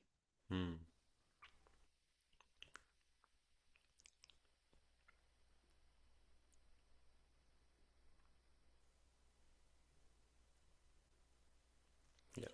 So basically here further it says Titiksha. Titiksha means tolerating, right? Tolerating all the disturbances, like everything. He was performing all the austerities and tolerating. And then here it says Yata Vakadanta. He controlled his words and senses. Then Urdhva Retaha, without disturbing any semen. Jita Anilaha, he controlled his life air. Acharat Tapaha, he performed austerities. And why did he do all this? Ariradhaishu Krishna. Only for one reason. Why? Simply desiring to please Krishna. No other purpose. He was performing all these austerities only to please Krishna. So one way, Prithu was actually setting an example how Vanaprasta's austerities should be performed, but his inner intention was only, how will I please Krishna? And right, so he was thinking that, I want to go back to Krishna soon. Therefore, I'll perform these austerities to somehow or other please Krishna. By that I can go back. And also Vishwanath Chakravarti Thakur talks about like how we also hear of the gopis performing austerities, right? What austerities they perform? That Katyayani Vrat, right? They perform austerities. Why? To offer Krishna. So even the Ragatmika Bhaktas, they perform these severe austerities. So Prithu was thinking, even they do austerities, please Krishna. I will do austerities in the same way. So even to Vrindavan Vilasi Mata's question, why was he doing all this? Well, he was thinking like even pure devotees, they perform so much austerity. So just to get Krishna. So similarly, I will also perform all these. But just the only intention that I want to go back to Krishna, I want to serve Krishna personally, I want to massage Krishna's lotus feet very quickly. That was his only intention. So in the purport, Prabhupada mentions that how do we get recognized by Krishna? Prabhupada says, one should chant the Hare Krishna Maha Mantra continuously 24 hours a day to be recognized by Krishna. How many of us want to be recognized by Krishna? There's only one thing, you have to keep chanting the Hare Krishna Mantra. Satatam Kirtayantam Mam. Always chanting the Maha Mantra. So if we do that 24 hours a day, then we'll attract the mercy of the Lord, attract the attention of the Lord. So Prabhupada says there are two ways. One is you perform all these austerities, become purified. The other is you take the devotion service, which is simpler, right? Simpler. And Prabhupada says in Kali Yuga, no one can perform these austerities. I mean, even if you ask people to fast, then he said like, you can please fast, but you can eat quinoa, you can eat this, and still people are like, what? No rice? How will I survive? Like, it's like such a big austerity for them just like not to eat rice one day. It's like, it's like, I know what you have asked for. But that's why Prabhupada says, in Kali Yuga, we cannot do any austerity. Therefore, for us, the process is just one. Param Vijayate Shri Krishna Sankirtan. You just have to, from the very beginning, we purify our heart just by chanting the holy name. And what happened? Bhava Maha Davagni Nirvapanam. This Bhava Maha, the fire of material existence, will all get vanquished. We'll get free from all this just by chanting Hare Krishna. Right? The second point Prabhupada focuses is Well, in that also he makes a point. Therefore, it's necessary to engage constantly in the service of the Lord. Constant chanting of the holy name, constant hearing Krishna Katha, constant association. Right? Because we are in Kali Yuga and our mind is so distracted, therefore we have to satatam, always engage in Krishna consciousness. Second point the Prabhupada focuses on is the how Prithu came before Krishna or after Krishna? Prithu Maharaj came before Krishna or after Krishna? Before. He came in the first Yuga, right? The Satya Yuga. Yes. It's a tricky question because you say before, yes, in that particular day of Brahma, his appearance was before that of Krishna. But Krishna is always there. I mean, who can come before Krishna? Krishna is the original. So it's like a tricky question. But Prabhupada is actually making this point. He says, think about this. Prithu, in like the Satya Yuga of the first Manvantara, he is worshipping Krishna. And some people, foolishly say that, oh, only 5,000 years before, this personality came and now people are worshipping Krishna. Before that, there was no Krishna. They foolishly say. See, Prithu, millions of years before, he was worshipping Krishna. And Krishna is always there. Day of Brahma is just like so insignificant. Like Krishna is actually even beyond time itself. Krishna is eternally always the worshipable Lord. Right? So, that's the second point Prabhupada focused. The third point is the point of austerities. There's a verse that Prabhupada quotes. He likes to quote this. What is that? Aradito yadi hari tapasa tatake. Na radito yadi hari tapasa tatake. Antar bahar yadi haris tapasa tatake. Nantar bahar yadi haris tapasa tatake. You know this verse? You have heard this before? Yeah. So what does the first line say? Aradito yadi hari tapasa tatake. If you are worshipping Krishna, then what is the use of austerities? Right, first line. Second line, na radito yadi hari tapasa tatake. If you are not worshipping Krishna, what's the use of austerities? Right? If you are worshipping Krishna, you don't need to do anything else. If you are not worshipping Krishna, all your austerities are useless. Don't do that. Right? Then antar bahar yadi haris tapasa tatake. If you have realized that Krishna is within and without, then why do you need to do austerities? Just meditate on Krishna. And the last one, nantar bahar yadi haris tapasa tatake. And if Krishna is not seen within and without, then what is the use of your austerities? It is what? Shrama eva hi kevalam. So Prabhupada quotes this other verse also, Bhagavatam 1-8. Right? Shrama eva hi kevalam. It's useless. Somehow or other, if your austerity is not connecting you to Krishna, it's simply useless labor. Right? So this actually verse, if you want to find it comes in Srimad Bhagavatam, 11th canto, 18th chapter, text number 4 in the purport. It's not the Bhagavatam verse. 11, 18, 4, purport, you will find this verse. And then the last point the Prabhupada says, he says, life is so short. No need to become despondent. Anande bolo Hari, bhajo Vrindavan. Just chant Anande bolo Hari, everyone with happiness, with Ananda. Just chant the holy name of Hari. Bhajo Vrindavan, worship Vrindavan. Shri Guru Vaishnava Pade Majiyaman.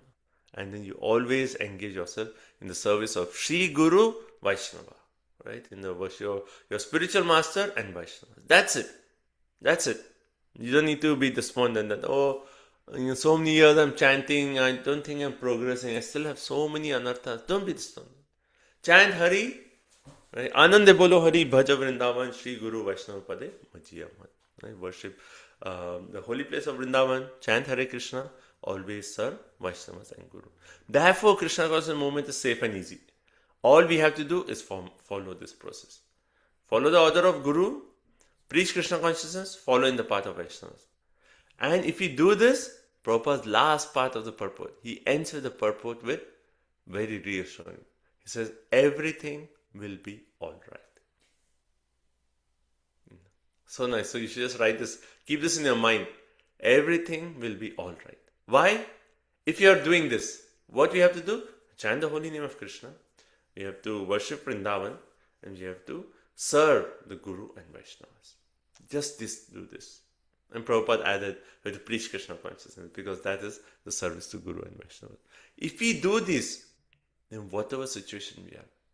All these anxieties, all these things, we can just tell our mind, I'm doing all this, everything will be all right. Everything will be all right. Just follow the formula, success will be there. Everything will be all right. Right? So, Prabhupada is giving us all assurance. Text number 8. Okay, everyone. 7. I had a question for that verse, Aradito Yadi Haris. Yeah. So if one is worshipping Krishna, there's no use of doing austerities. If one's not worshipping Krishna, there's also no use to do austerities. But then you just said in the previous verse that the purpose is purification. So then one becomes more ready to take up devotional service. So there is some use. But if that is not leading you to worship Hari, then it's useless, right? Like people perform so many austerities, but if it's not bringing you to the point of bhakti, then it's useless. So the verse is saying, "Na radito yadi hari." If your severe austerity is not bringing you to the point of worshipping Hari, then it's useless. Shrama eva hi keva. Right? So eventually, like all these things have to conclude with somehow or other connecting to Krishna, devotion service to Krishna. Otherwise, they are all useless. Thank you. And also the austerities themselves don't bring, even they purify us, it's not necessarily that they will bring us to Krishna, right? So what do austerities do? They actually purify our consciousness, no doubt about it. They actually our desire to enjoy, sense gratification, all that. Austerity actually one way is controlling all these urges, right? We read in this verse, what do you say? It says vak, yata vak danta, controlling word and senses. All that austerities. It is actually almost all these austerities is clearing the ground or removing the obstacles so that we can take a bhakti. But we can take a bhakti only by mercy of pure devotee. But even when we meet a pure devotee, we may not take a bhakti directly. Why? Because of these obstacles. So what is austerity doing? Pulling out all these obstacles. So that once the heart is like almost from negative, we are all in the negative zone. Right? So if you consider a number line, negative, 0, positive. Austerity is bringing us what? To 0. Right? And then bhakti you can take higher. But it's not taking us positive. But austerity is at least bringing us to 0. Our process is what? You take up the positive and automatically you will be pulled through 0. We don't have to come through 0 first and then take up bhakti. So, Prabhu, when we were reading that, step-by-step realization, remember? So, like, there is one way you can straight go, and another was like yogis, then they meditate, then they see the Lord, and You're then... talking of second canto, first chapter? Yes, second canto. So then they see the Lord, and then, oh, wow, they appreciate. Oh, then becomes devotional service. Right. And then the other side, oh, it is Maya, agitation. So lost. So that when we do that flowchart, so in that same Prabhu, so the person did not really start doing the austerities with the motive of realize, as in like as bhakti. So as did he start with he thought it's a purificatory process, right? So we start with purification, then we get bhakti, or bhakti because of bhakti, like how you see what I'm... Yeah, so the point is, see, initially it may not be the desire to get Krishna because you don't even know that Krishna is my goal. But at least the desire is purification. Right? I mean, if you're doing some austerity, like especially like austerities like this, why are you doing it? At least some desire for, like, we do austerities in material world, what I just said before, right? Studying all these things. But why is that? To gain some material thing. But these austerities are, at least they have like, okay, spiritually, I want to progress. I want to realize who I am. So that is some spiritual motivation, that intention. It's not Krishna yet, but some spiritual. So that is helpful.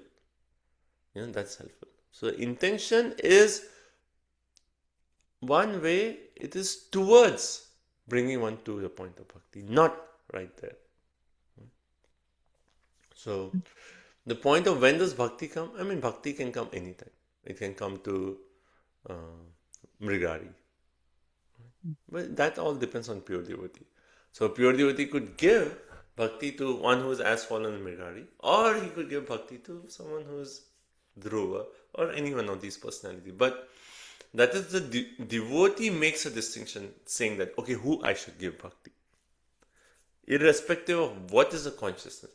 But then to actually sustain the bhakti, that's where the difference is there. Someone may receive the seed of bhakti, but if he is not, if still bhoga and aishwarya is still so heavy, then he'll say, okay, I know I should chant, but man nahi karta. All these, because bhoga aishwarya is so prominent. So to sustain the bhakti, we have to gradually perform certain austerities. So getting up early in the morning, fasting on Ekadashi, like all those things, they are one way conducive so that we can come to the highest. But everyone's journey is independent, And why is Prithu doing all these? Does he need to? No. To set the example? Yes. But there is something more deeper, which will come in the next verses. Okay. Text 8. So everything will be all right. So Prabhu, Yeah.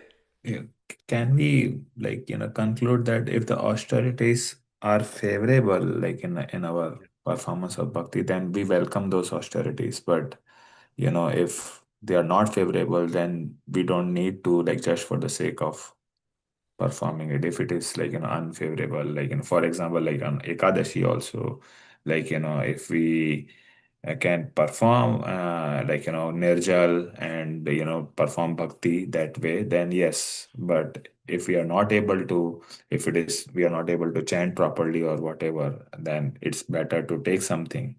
But still, so Yeah. I mean, if you see, Prabhupada's mood, it wasn't so much focused on just dry austerities, bhakti, I mean, Prabhupada's mood was like, okay, what will be conducive for chanting, hearing, preaching Krishna consciousness? Do that. Like even the emphasis on fasting wasn't like such a big thing for Prabhupada. Whatever is conducive for us to hear, chant, preach Krishna consciousness, that is our main. But again, I think Mataji's point is also more of what if someone is not even connected to a devotee? What about his austerities? Right? Yeah. It's okay? Is there any doubt? Clear. Text 8. Ena kramanusidhena dvastakarma malashayah pranayamai sanirudha sadvargashchina bandhanaha. Vrindavan Vilasanatha, do you want to read? By thus practicing severe austerities, Maharaj Prithu gradually became steadfast in spiritual life and completely free of all desires for fruitive activities. He also practiced breathing exercises to control his mind and senses, and by such control, he became completely free from all desires for fruitive activity. Hare Krishna, thank you. So basically here further is described that what is the result of his austerities. Tena, by practicing such austerity, Anu, constantly he was just doing this austerity. That was his focus. Always austerity. Krama siddhena. Krama siddhena means gradually he became steadfast. He became steadfast. He became steady in his austerities. And then dvasta, what was destroyed? Krama, his fruitive activities. Mala ashaya, his dirty desires in the heart, they were all cleansed by this process, smashed by this process. And then pranayamasaha, by practice of pranayam yoga, what happened? Nirodha satvargaha, he controlled the mind and senses, and chinna bandhana, he completely cut off all bondage. So what process is Prithu following? What process is Prithu following?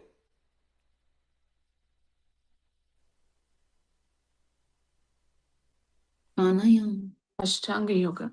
Ashtanga yoga, right? Ashtanga. We read about Yam, Niyam, what he was doing, like what austerities he was performing, what he was not doing, he was not eating boiled food, etc. So Yam, Niyam, and then now Pranayam. So now he's doing Pranayam.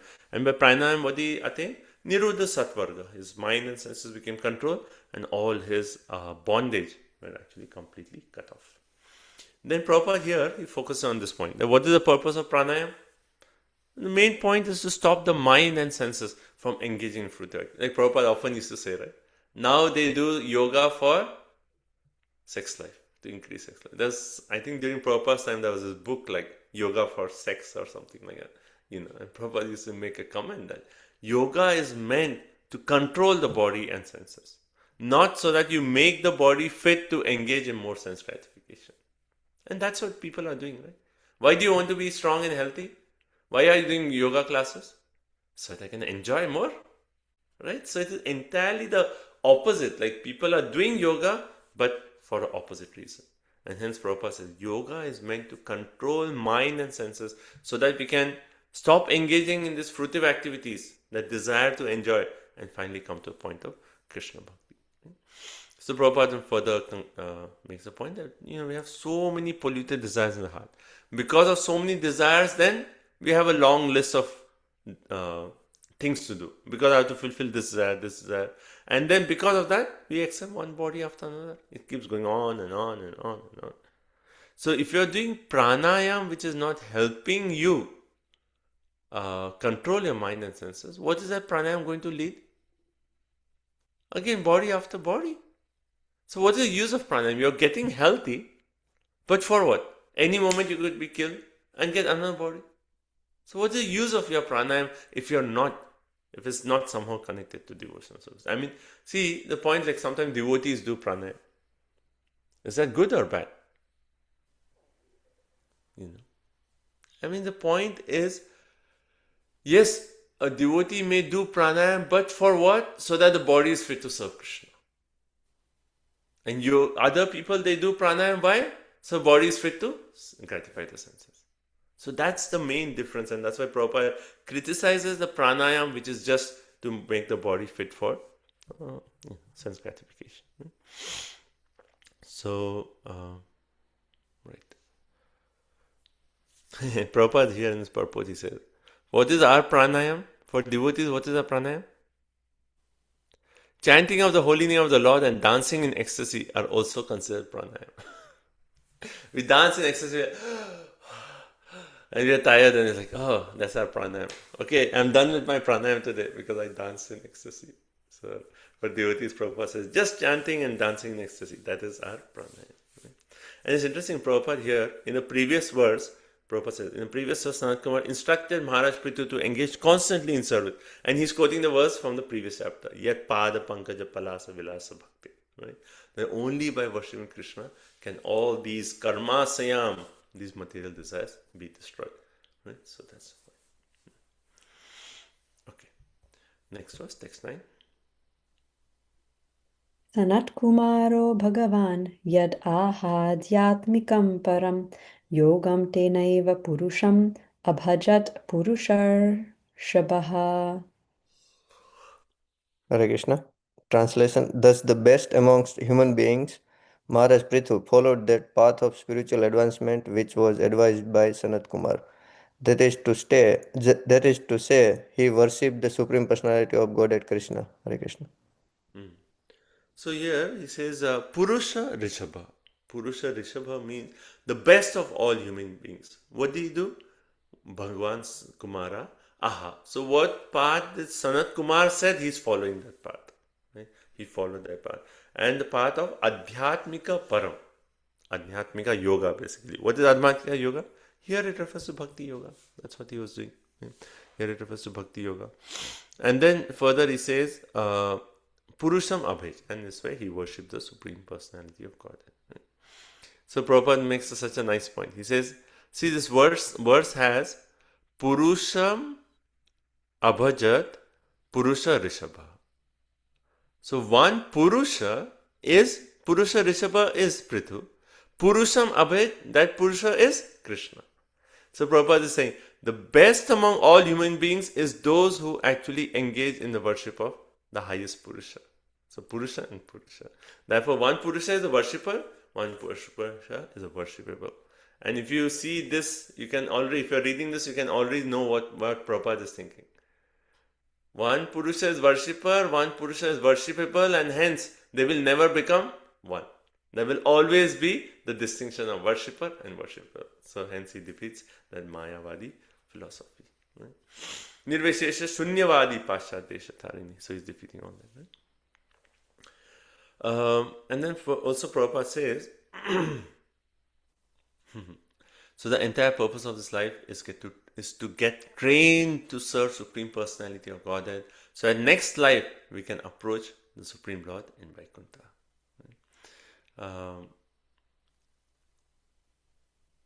Prabhupada makes a very interesting point. He says, even for neophyte, devotional service is on the transcendental platform. I mean, one way we can say, like for a neophyte, when we engage in devotional, come to a temple, we are doing pot washing. Is that really transcendental? Is that really bhakti? Because at the time we don't even have the intention, I'm doing this to please Krishna. Is that really bhakti? What's the answer? He may not know it, but because he's doing for Krishna, it's still bhakti. Right? He may not realize it, the doer may not realize it, but he's doing an activity for Krishna. If, but if the mentality is not that I'm doing it as if to please Krishna, but it is just a pious activity. I just satisfy my ego, like, oh, I'm a good person, I go to the temple, I do pot washing, I do the menial service, I'm so great, right? So then it is not bhakti. But it's Does it sound like Kanistadhikari? Won't we call this Agyata Sukriti then? Yeah, so that's the point as what Rohindan said. So, see, if someone is coming to the temple and just washing pots, right? Just washing pots, he's serving Krishna's Radharani's kitchen, he's doing some seva. But if his intention is not, oh, I'm doing this to please Krishna, intention is not to progress in bhakti, if the intention is not right, then what does it become? Bhakti Unmukha Sukriti. Right? This is Sukriti. This is some but this Bhakti Unmukha Sukriti. And then, if that person is doing it following the order of a devotee of Krishna, then that becomes bhakti. So our whole bhakti process is whose order. If someone tells like, oh, can you do this, and then the person is washing just to give pleasure to a devotee, this becomes bhakti. So it depends on like who is he following, what is his intention, that's what. So Prabhupada says even for a neophyte.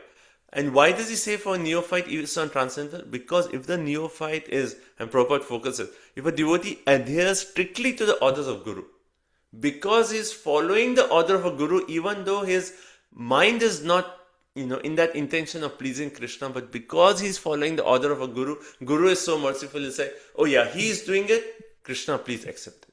And it becomes bhakti. So hence Prabhupada says, even at a neophyte, it is what? Brahma bhuyaya kalpate. Mamcho yo vyabhicharena bhakti yogina sevate sa gunan samiteta and brahma bhuya. It is transcendental, even beyond the gunas. Why? Because he's doing with the intention to please that person who is a devotee of Krishna. So I hope that's okay. Prabhu? Yeah. Prabhu, I think in third canto we mentioned about this section where devotional service in the modes, right? That it is not that it is, the performers. Performers. It's not the bhakti quality itself. Kapila Dev's teachings, right?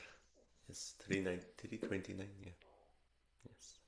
Okay, so now, so Prabhupada concludes this and he actually says that for devotional service should never be considered a material activity. If he adheres strictly to the orders of Guru, follows rules and regulations, chant Hare Krishna. That's it. And then you're perfect. Okay, text 10. One other thing is that mouse that they say in Kartik month he came and just ate the ghee wick and he was jumping and it's like he lit the fire, so he got benefit from doing that, and that he wasn't following the order of a so how do you understand that, like he got liberation just unintentionally? Liberation is, that's, you can get liberation so many ways. We are not interested one way in liberation, but also to the point, like first point is like liberation, if they did this and they got liberation, but that's not what we are interested in. We are interested in only Krishna. Krishna Prem, right? So that's one point. Then second point is, yes, our Shastras mention such incidents to give us faith in the potency of Kartik month. You know, that it actually, if you hear that, oh, that happened, then oh, I should do it. And even if people don't have faith in the Shastra, they hear this and say, oh, wow, so much benefit. Okay, one day I can do it.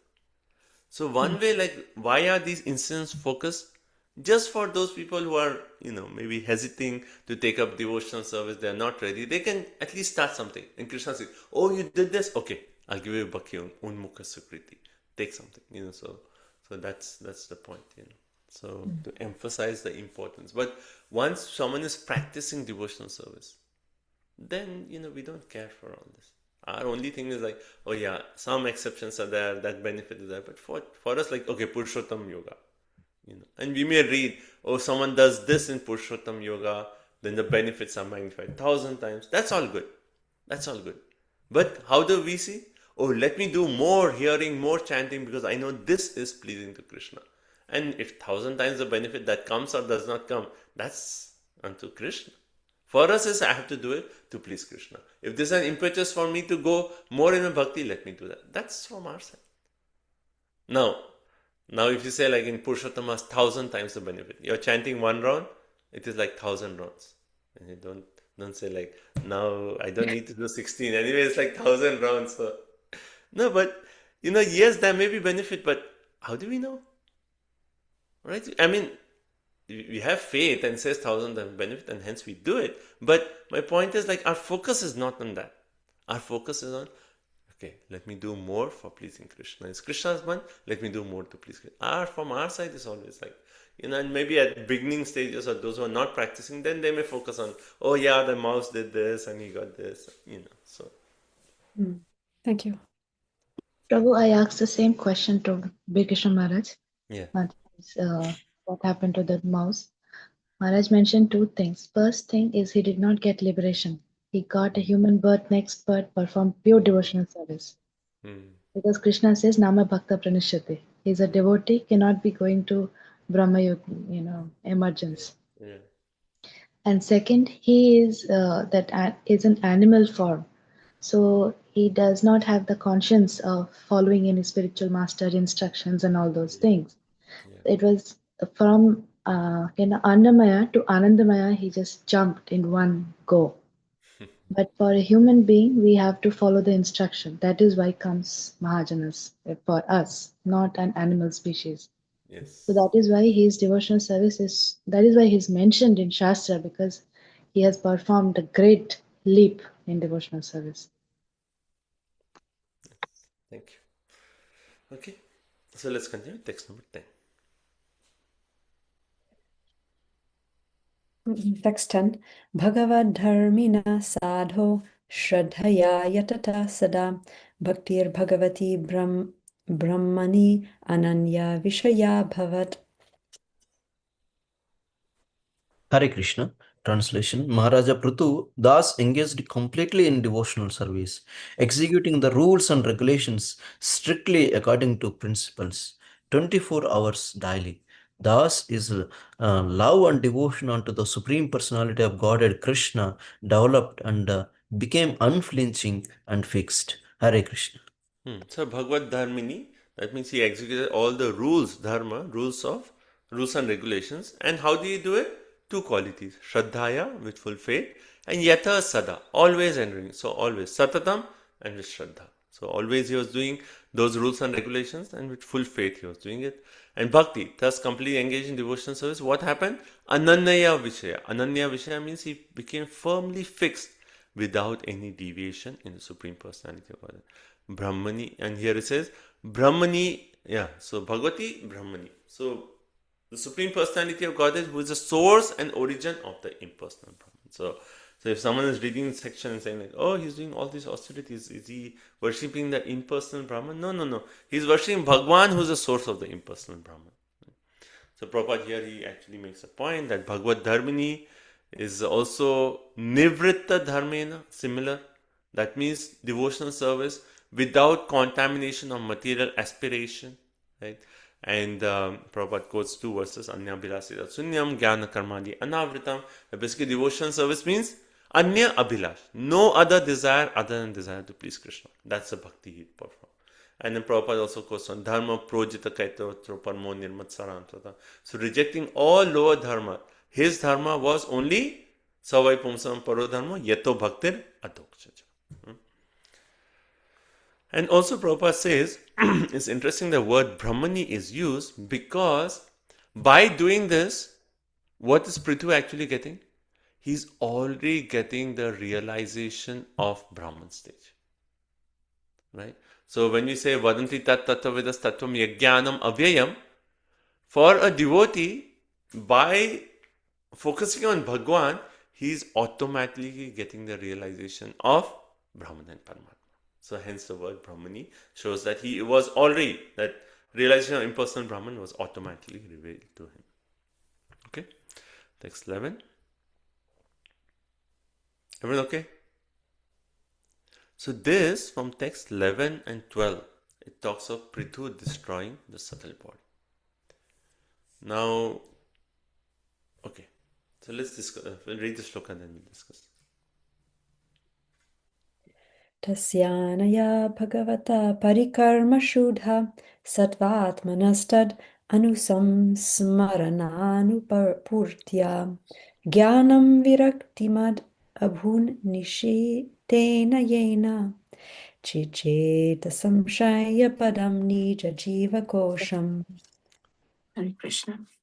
By regularly discharging devotional service, Prithu Maharaja became transcendental in mind and could therefore constantly think of the lotus feet of the Lord.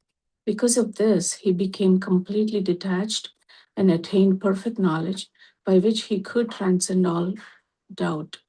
Thus, he was freed from the clutches of false ego and material conception of life.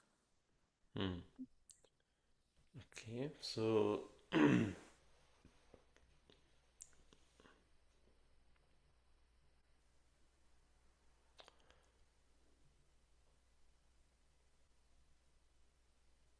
okay, it's very interesting. Like I found this section very, very nice. So destroying the subtle body, right? So Prithu wants to go back home, back to Godhead, right? So we have to destroy what? Subtle body, gross body, right? So let's talk about subtle body. So here it says Tasya Anaya Bhagavata Parikrama. By his activities, Bhagavata, in devotional service to the Supreme Personality of Godhead. What happened first? Shuddha Sattva Atmana. His mind became pure. Shuddha Sattva. Transcendental. Anu Samsmarana. Because his mind became pure, he could constantly think of the lotus feet of Lord. Right? So when we talk of Smaranam, thinking of Krishna, if the mind is not pure, we cannot think about Krishna. So when the mind, so here it says, when the mind became pure, he could constantly think of the lotus feet of the Lord. And therefore he becomes what? Virakti Mata. He became completely detached from material because his mind was completely absorbed in lotus feet, completely detached from material world. Abhuta Nisheta. He attained perfect knowledge. Yena, by which Chiddete Samshaya Padam. All his doubts, Samshaya. Right? We hear this word Samshaya, means cut off. All his doubts were cut off. Right? And in Nija Jiva Kosha. And he gave up that engagement of the material conception of life. So his subtle body, which may have had, I mean, he's a pure devotee, so we cannot say, but if the subtle body has some material desire, that false ego or any doubts, all that is actually destroyed. All that is destroyed. Right? So the mind, intelligence, false ego. So mind and intelligence is now becoming purified, becoming spiritual, and then the false ego is becoming the real ego, right? So that the false ego to real ego, that is the position which is Chiddete Samshaya Padam, right? Because the false ego is where we have doubts about who we are, what you have to do. But when the false ego is destroyed, then we know who we are, right? So hence this is a verse talking about destroying the subtle body, right? Now, Prabhupada in the purport, he starts off very interestingly. He says, in Narada Pancharatra, devotional service is compared to a queen. And wherever the queen is, then all the maid servants follow.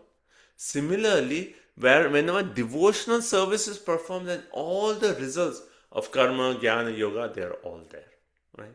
And therefore, Prabhupada quotes a verse from Bilva Mangal Thakur, where he says, If I have unflinching devotion to you, you become manifest before me personally. And therefore the results of karma, jnana, dharma, artha, kam, everything become like personal maid servants and remain standing before me as if waiting for my order. Imagine. And we saw this, right? Which is the example we just saw there? Dhruva. Dhruva Maharaj, right? And then that personified came and she said, Dhruva Maharaj, what can I do for you? I mean, they're standing like a maid servant, like, okay, how can I serve you? So by doing bhakti, all the other results, we don't need to develop like a jnani, like what jnanis do or well, yogis do. We don't need to follow all those. Just focus on bhakti, right? So it's interesting. It says like all these benefits appear automatically, even without a devotee design. Does a devotee want siddhis?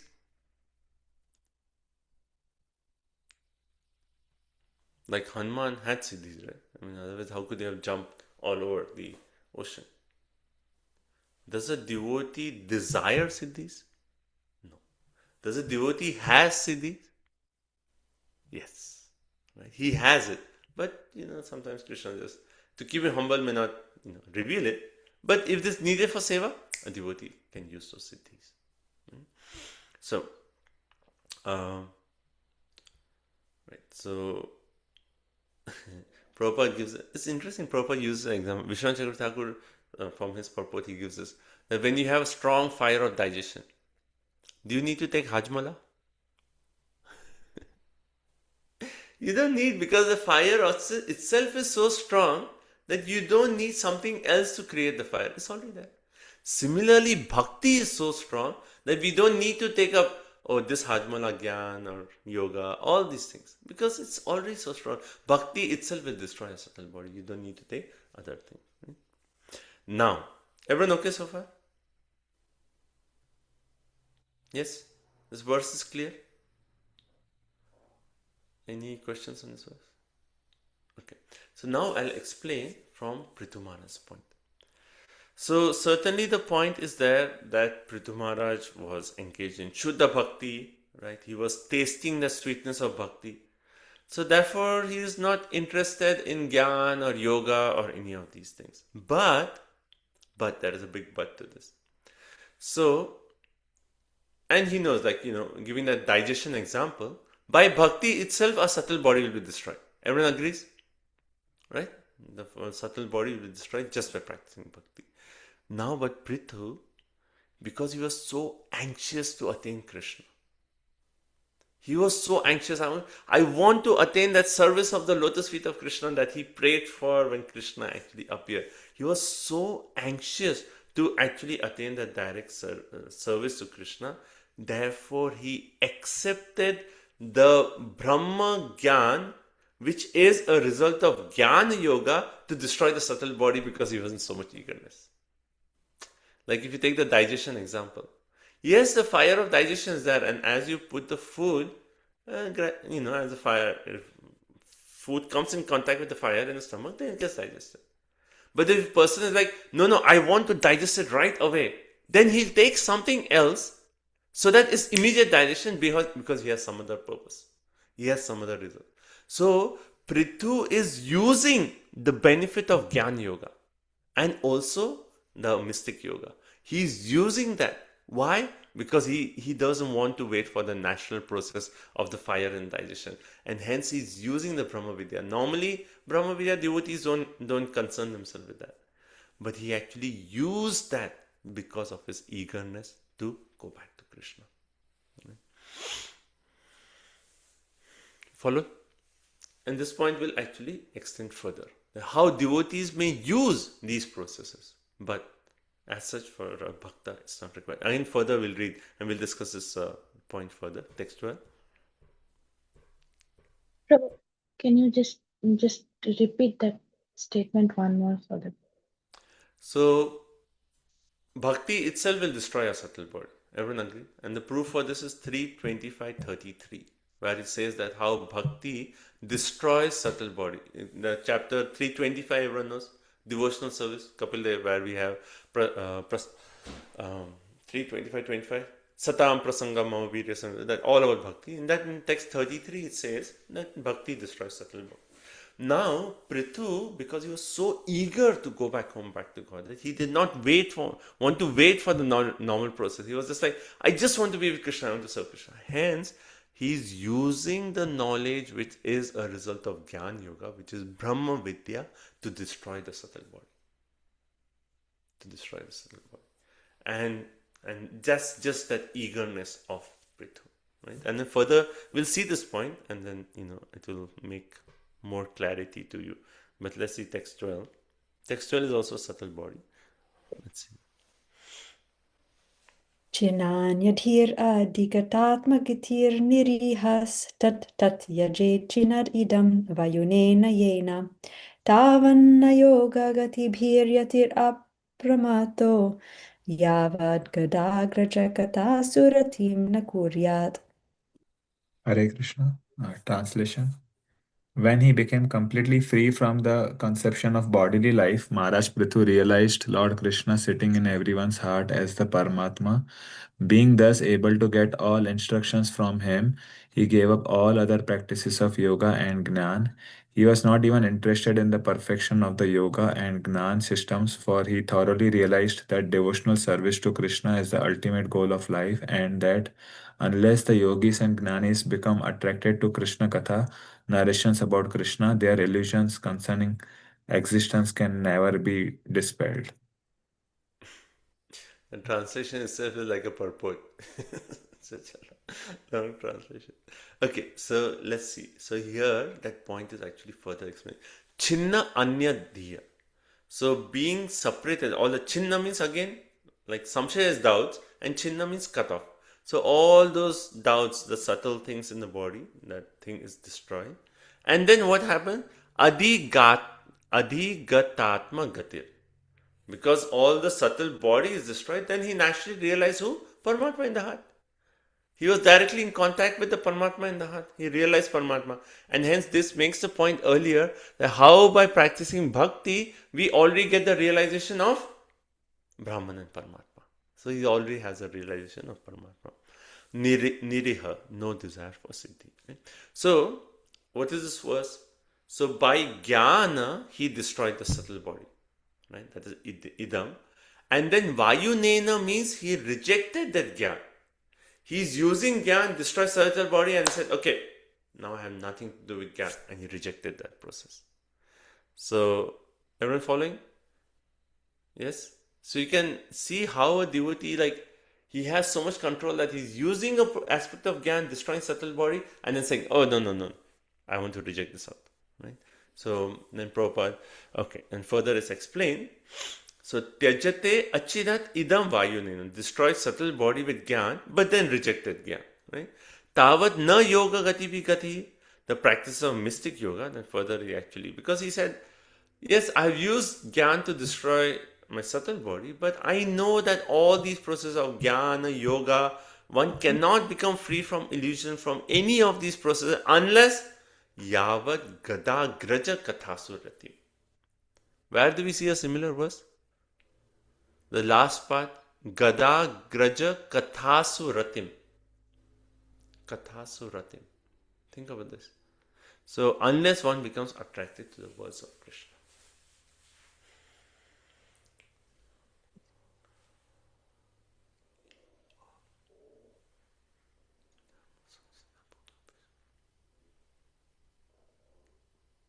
Like one is where we say, Dharma sonasita pumsam vishvaksena kathasuya na utpadyedi ratim shamayve. So if that rati to vishvakshana katha, the katha does not come, then it's useless labor. So similarly here, the point is that without the practice of jnana and yoga, right, we cannot become free from illusion unless we actually develop rati. For gadagraja is Krishna, in the words of Krishna, right? So develop that. So he used Gyan, right, and the Brahma Vidya, and he said like Brahma Vidya is okay for destroying subtle body, but I will not be able to completely destroy my subtle body unless I become attracted to Krishna. So that the Brahma Vidya is actually, it won't reach that point. It will just come to Brahma Gyan. But he used that to do particular thing, but now he's like, I have to focus on words of Supreme Personality of God. Right? So Prabhupada in purpose says, when one understands the ultimate goal of life is to approach Krishna, then he realizes Krishna within the heart. Right? So if you know that finally bhakti to Krishna is the highest, then you'll know Krishna is in the heart as Paramatma. Right? So and Prabhupada says, actual perfection of life depends on one's inclination to hear about Krishna. This is such a nice, you can just write this and put it on your wall. We should have like, in some, maybe all Bhakti Vaibhava, all of you, like one room in your house, just have like gems from Prabhupada's purport all over the wall. Just write, so there's one more thing you can write on your wall. Actual perfection of life depends on one's inclination to hear about Krishna. And just put it in your wall. And then you can. And if you have your whole hall covered, we'll come and we'll do a Bhakti Bhagavatam review, just reading all these treasures in your house. Right? So actual perfection of life depends on one's inclination to hear about Krishna. Right? Okay. Okay, everyone. You follow the point of how use Gyan, but because Brahma Vidya, that knowledge is not direct glorification of Krishna, now Prithu is thinking, I use that to destroy my subtle body, but I need to now focus on Krishna Katha because that will not give me complete purification and I want to go back to Krishna. Okay. Text 13. I think Mataji has a question. Okay, yeah, Mataji. Prabhuji, why the word Gadagraj is used for Krishna? Krishna has so many names, but you know how I think Divinitya Mataji asked this question to Hari Pasha Prabhu, and he said, like, sometimes just to make the meter of the verse, they use a name of Krishna which would fit perfectly so that the meter of the verse is not broken. Right? So that's one reason we can say. Because if you see, every line has to have same number of syllables. So one reason is just to match that. People use so many words of Krishna. So many names. Do we know the meaning of this Sanskrit word Gadag? Gadagraja. Let's see what's the meaning of Gadagraja. Can we say that Gadadhara is like Baladev holds this, right? So Gadagra refers to Gada, the younger. Oh, I'm thinking Gada. That like what is that? So But Balaram. He's the younger brother of one who holds the Gada. That's what you say? Agraj, yeah. But the Agraj. So here it actually says, I'm looking online, it says and what only that Gadadhara is Shankachakra Gada Padma, like he holds Gada himself, right? Krishna, like Vishnu. Yeah. So here it says, see, Gada refers to Gada. Yeah. But the younger half brother of Krishna, born to Vasudeva and Sunama. And Agraja refers to the elder brother. So elder brother of Gada. Gada is one of the younger half brothers of Krishna. So that is one meaning. Right? So that means okay. But yeah, so that's the meaning that even it's here on the ISKCON website. It says Gadagraja means the elder brother of Gada, who is the first son of Deva Rakshita. So from Vasudev and Devaki's sister, there was one son born who was Gada, and Gada's elder brother is Krishna. So that is Gadagraja. Okay, I think that's it. Thank you. I have a question. Maybe this is a stupid question. Why he has to go through all these things? Like this Jnana Yoga, Ashtanga Yoga. What's the purpose of yoga later when we know that bhakti is the direct process? Why he's going through all this yoga later? I'm missing something here. Okay. Anyone wants to answer this question? I think I quickly mentioned this point. Why is he doing this? Why he has to go through this Brahman realization, Paramatma realization? He doesn't have to do it, but he's so eager for Krishna that Right, he's like, Mataji, that's eagerness, but this is delaying the process, right? No. It is actually making it faster. So See, are we that's why missing that? think of a digestion example. When you eat food, you have fire in your stomach. No, Right? I got that point. So do we have to do this to make it faster? To answer, that's where I got confused. It depends on your eagerness. If Right? you're as if Who you're is not as eager here? if you're as eager as Prithu who cannot wait for the natural process, let's say like from Grasa you went to Vanaprastha. So for most of us, we'll just practice in Vanaprastha. Let's say more chanting, more hearing. We'll start to detach from worldly responsibility. That's what we'll do, and gradually we will wait. Okay, we don't know how long we have, so we'll just keep chanting, keep doing our till the time when naturally death comes, and then we'll be like, okay, no, naturally that's the time destined. Now is my time to go back home.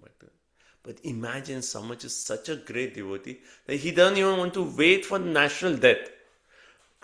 He says like, okay, I'm in Vanaprastha, but I may have, I don't know, like 5 years, 10 years, 20 years, who knows? Why should I another 20 years wait to be with Krishna so long time? I don't want to wait. He's using all these just to like speed up the process because he wants to be Krishna right away.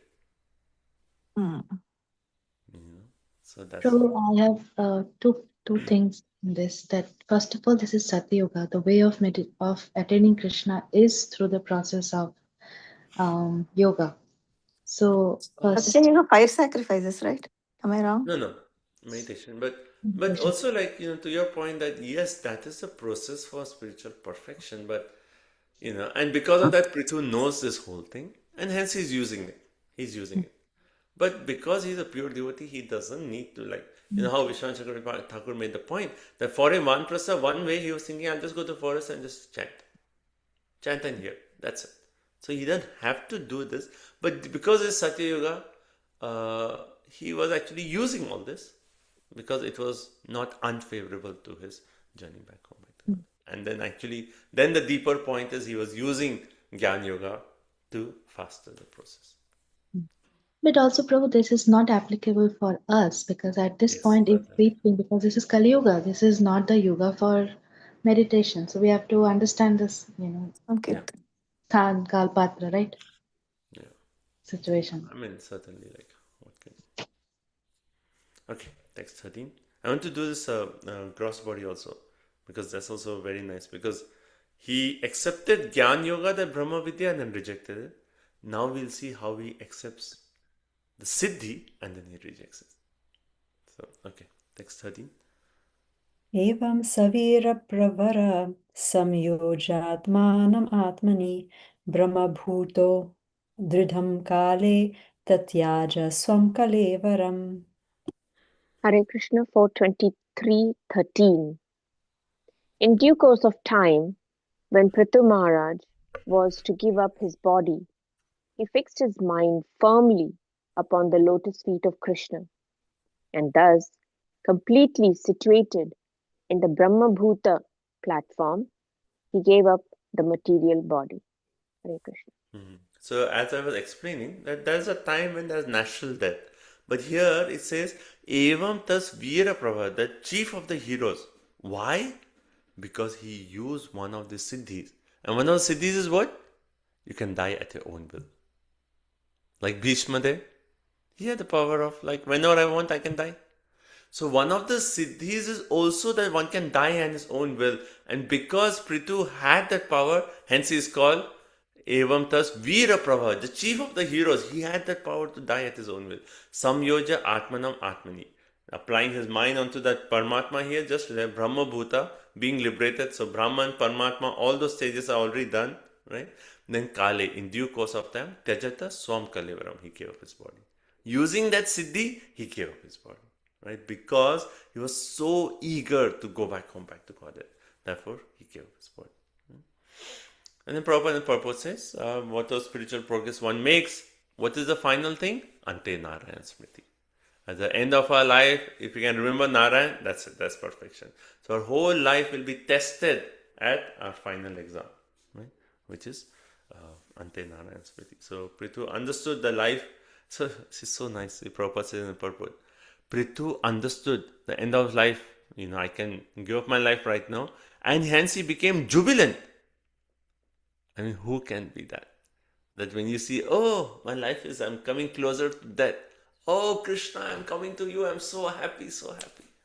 That is the situation of pure devotee.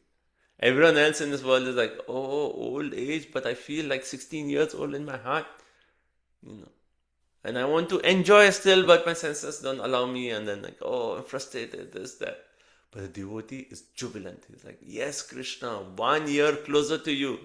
Every year, birthday, 1 year closer to Radhesham. That's what they keep meditating. Right? So, he became jubilant and completely gave up the body on Brahma Bhuta stage. So, Yogi Prasad Prithu accelerates giving up the body while in sound health. So, Prabhupada quotes Mukunda Mala Sota as Prabhupada's, I feel like one of his favorite bhajans. Krishna Tadiya Pada Pankaja Pancharanto. And you see, like, if you see in Prabhupada bhajans, none of the at least I've not heard the other Mukunda Mala Srota, but there's a recording just for this one shloka. And you can search it. Just for this shloka, you'll find Prabhupada's recording. So what does pray? King Kulashekar is saying, wanted to give up his body while he was in a healthy state and thus prayed to Krishna, let me die immediately while I'm in good health, my mind is sound. When the mind dies, because otherwise there'll be mucus, there'll be bile, there'll be choking. How will I even say Hare Krishna at that moment? So now I'm healthy. Krishna, let me die right away. And that's it. So simply by Krishna says one can chant Hare Krishna at the time of death. Right? So King Kulashekar is praying in this way that please, I don't know in death, like what will be my situation? All the bodily organs are failing, I cannot breathe, I cannot think, my memory, I don't know. But right now, my consciousness is good. Let me die right now. So I can think about you. Hare Krishna. And go back home, back to God. Okay, 14. Sampidya payum parshnibhyam vayum utsarayan chanai nabhyam koteshvavastyapya rid urakanta shirshani. Hare Krishna. When Maharaj Prithu practiced a particular yogic sitting posture, he blocked the doors of his anus with his ankles, pressed his right and left calves, and gradually raised his life air upward, passing it on to the circle of his navel, up to his heart and throat, and finally pushed it upward to the central position between his two eyebrows. So again, this process, like the chakras, from Muladhara chakra, he moved the life air from Muladhara to Swadhisthana, then Manipuraka, that's the navel, then Anahata chakra in the heart, then Vishuddhi chakra below the throat, and then he brought it to the Agya chakra, right? Between the brows at the Agya chakra. And then from there, it goes to the Brahma Randra, and then from there, actually a yogi can go to any place he desires. And Prabhupada says, like, those who know how to move the life air through chakras, they can bring it here. And the Brahma Randra, where the skull, that's partition is, they just go out from there and they can say, okay, let me go to Swargaloka, let me go here. But those who are intelligent, they'll be like, let me go back to Krishna. I don't want to go anywhere else. Right? And so Prithu took advantage of the previous practice and placed himself on the Brahma Bhuta platform to accelerate returning home back to God. Why did Prithu do this? Because he wanted quickly. I want to be with Krishna right now. And he's moving his life around and like bringing it here. Okay, let me go. Because right now I'm full consciousness. I'm observing Krishna. Let me go right now. And then Prabhupada gives us hope. He says those who are Krishna conscious, Bhakti Yoga can return back to Godhead without even practicing all these muktasana and all these chakras and everything. I mean, we don't even know all these chakras and like what are the names of chakras and moving life air from one chakra to another. We don't know all this. But if you're practicing Bhakti Yoga, then everything will be all right. That's our formula for today, how Prabhupada said. Everything will be all right. Okay, 15. Let's go. Utsarpayam stutam murni kramenaveshya nispriyah vayum vayokshito kayam tejasya yujat. Translation Srila Prabhupada Ki Jai.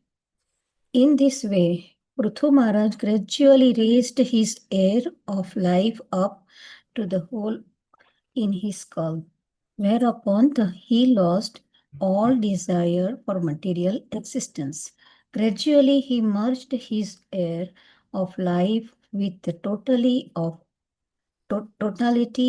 air, his body with the totality of earth, and the fire within the body with the totality of fire. Hare Krishna. So we in the previous verse he brought the life air to the Agya Chakra, and then he placed it at the top of the head at the Brahma Randra, and then he merged the life air with the totality of air, and then the remaining four elements he merged with the totality of the remaining four elements. That's what he did, right? Yeah. And Prabhupada explains that how we are spirit soul, the spark is covered by the gross and the subtle body. So we already talked of destruction of the subtle body. Now we are saying how the gross body gets destroyed and how the elements merge back into the Mahatattva. Text 16. Anyakashe dravyam toye yatasthanam vibhagashaha kshitim ambhasita tejasi adovayo nabhasyamum. So basically, see, he's already talked of like merging the life air into the air, merging the earth into the earth, merging the water into the water. But how, if you remember our famous chart, right? 2.5, 3.5, Bhagavatam, starting from Mahatattva and then, going step by step, Ahankar, and then going. So, if you see in that, if you remember in the Tan Matras, first was sound. Then we came to other elements, right? So, it was earth, water, fire, air, ether. So, ether, air, water, fire, earth. Yeah. So this way, right? So this was a sequence. Now what do? You have to do reverse engineering. So first he merged the earth into water, water into fire, or yeah. So earth into fire, fire into water, water into air, air into ether. You get the sequence, right? So it is how they are created. You have to go back in the reverse way. And Prabhupada talks about this in the purport. He says that's why what we studied in 3.5 and 2.5 is so important, because once you meditate upon the creative process and then study it inversely and say, oh, this is how I came, inversely, this is how I'll go back home, back to Godhead, right? So reverse engineering is there right here in Bhagavatam, right? We have to do reverse engineering. So that's the point here, right? So I hope everyone is You can following. read the translation. Yeah. Yeah. Please read. Who's In the last verse, Oh, anyone can okay. Divyanita Mataji. In this way, Prithu Maharaj gradually raised his air of life up to the whole of the skull, wherein Oh, he lost. that's. Oh, we read this. We read That's this. Yeah, 16. 16. In this way, according to the different positions of the various parts of the body, Prithu Maharaj merged the holes of his senses with the sky, his bodily liquids such as blood and various secretions with the totality of water, and he merged earth with water, then water with fire, fire with air, air with sky, and so on. Right? So everyone followed. So Prabhupada here really stresses on the point that when we're studying 2.5 and 3.5, we're like, oh, so technical, oh, so boring. But here, see, one should know the process of creation and should meditate upon it inversely, and thus will become free from material contamination. Okay. So stop here in the text 17 and 18. Can you just read two translations? Because we want to complete Prithu's going back home, Bhakti Vaibhava. Just read English translation for 17 and 18. Any one of you can just quickly read. 17. He amalgamated the mind with the senses and the senses with the sense objects according to their respective positions. And he also amalgamated the material ego with the total material energy, Mahatattva. You So want me to read it? keep that chart in mind. So we talked of the elements. Now we are going higher, senses, because if you remember, yeah, right. So the mind with the senses, senses with sense objects, and then further is going all the way to Mahatattva. Right? So we come to that point. Now next, last verse. Prithu Maharaj thus then offered the total designation of the living entity onto the supreme controller of illusory energy, being released from all the designations by which the living entity became entrapped. He became free by knowledge and renunciation and by the spiritual force of his devotional service. In this way, being situated in his original constitutional position of Krishna consciousness, he gave up his body as a Prabhu or controller of the senses. Hare Krishna. Being situated in original Krishna consciousness, Prithu went back home, back to God, as a Prabhu, as a controller of the material elements. Okay? So that's Prithu's journey back home, back to God. So last two verses we'll again touch upon a little bit, but otherwise we'll stop here. Okay? Everyone? Good? Prithu's journey back home, back to Godhead.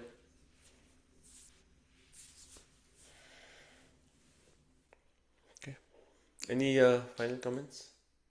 I hope you could appreciate the point about how he used the Gyan, how he used mystic siddhis, how he was so eager to go back home, back to Godhead. I think those are like nice points to meditate on. Hare Krishna, Prabhuji. So if we follow the principles of Krishna consciousness, everything will be all right, is what is most important for all of us. Yes. And what were the 3 points Prabhupada said? Following Krishna consciousness? Serving Guru, serving Vaishnavas. Yeah, that was 1 point, serving Guru and Vaishnavas. Then? Chanting the holy name. And? And Ananda Bole Hari? Bhaja Vrindavan. oh yeah, Bhaja worship Vrindavan. Vrindavan. Yeah. Right? So we chant the holy name, we stay in Vrindavan consciousness, and we serve Guru and Vaishnavas. And then everything will be alright. And Prabhupada adds that we have to preach Krishna consciousness. Okay. Anything else? Last points? My takeaway is to get Krishna's mercy, just chant the holy name of the Lord continuously, 24 hours. 4 hours a day. Amazing. Okay, very nice. Anything else?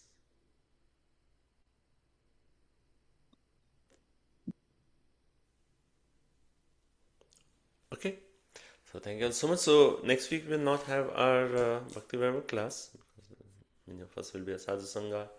So we will continue the week after that. So May 30th, we'll see you all. May 31st. Okay. So thank you all so much. So I posted the CB and the OBE. So also like because of festivals, some travel plans, you can let me know when you are comfortable taking it. And then I'll send you a link and you can just turn on Zoom very quickly and you can just do it. So that, you have that flexibility of when you want to do it. But please take it up and do it before the end of the month. Before May 31st, please complete your CB and OB. Okay.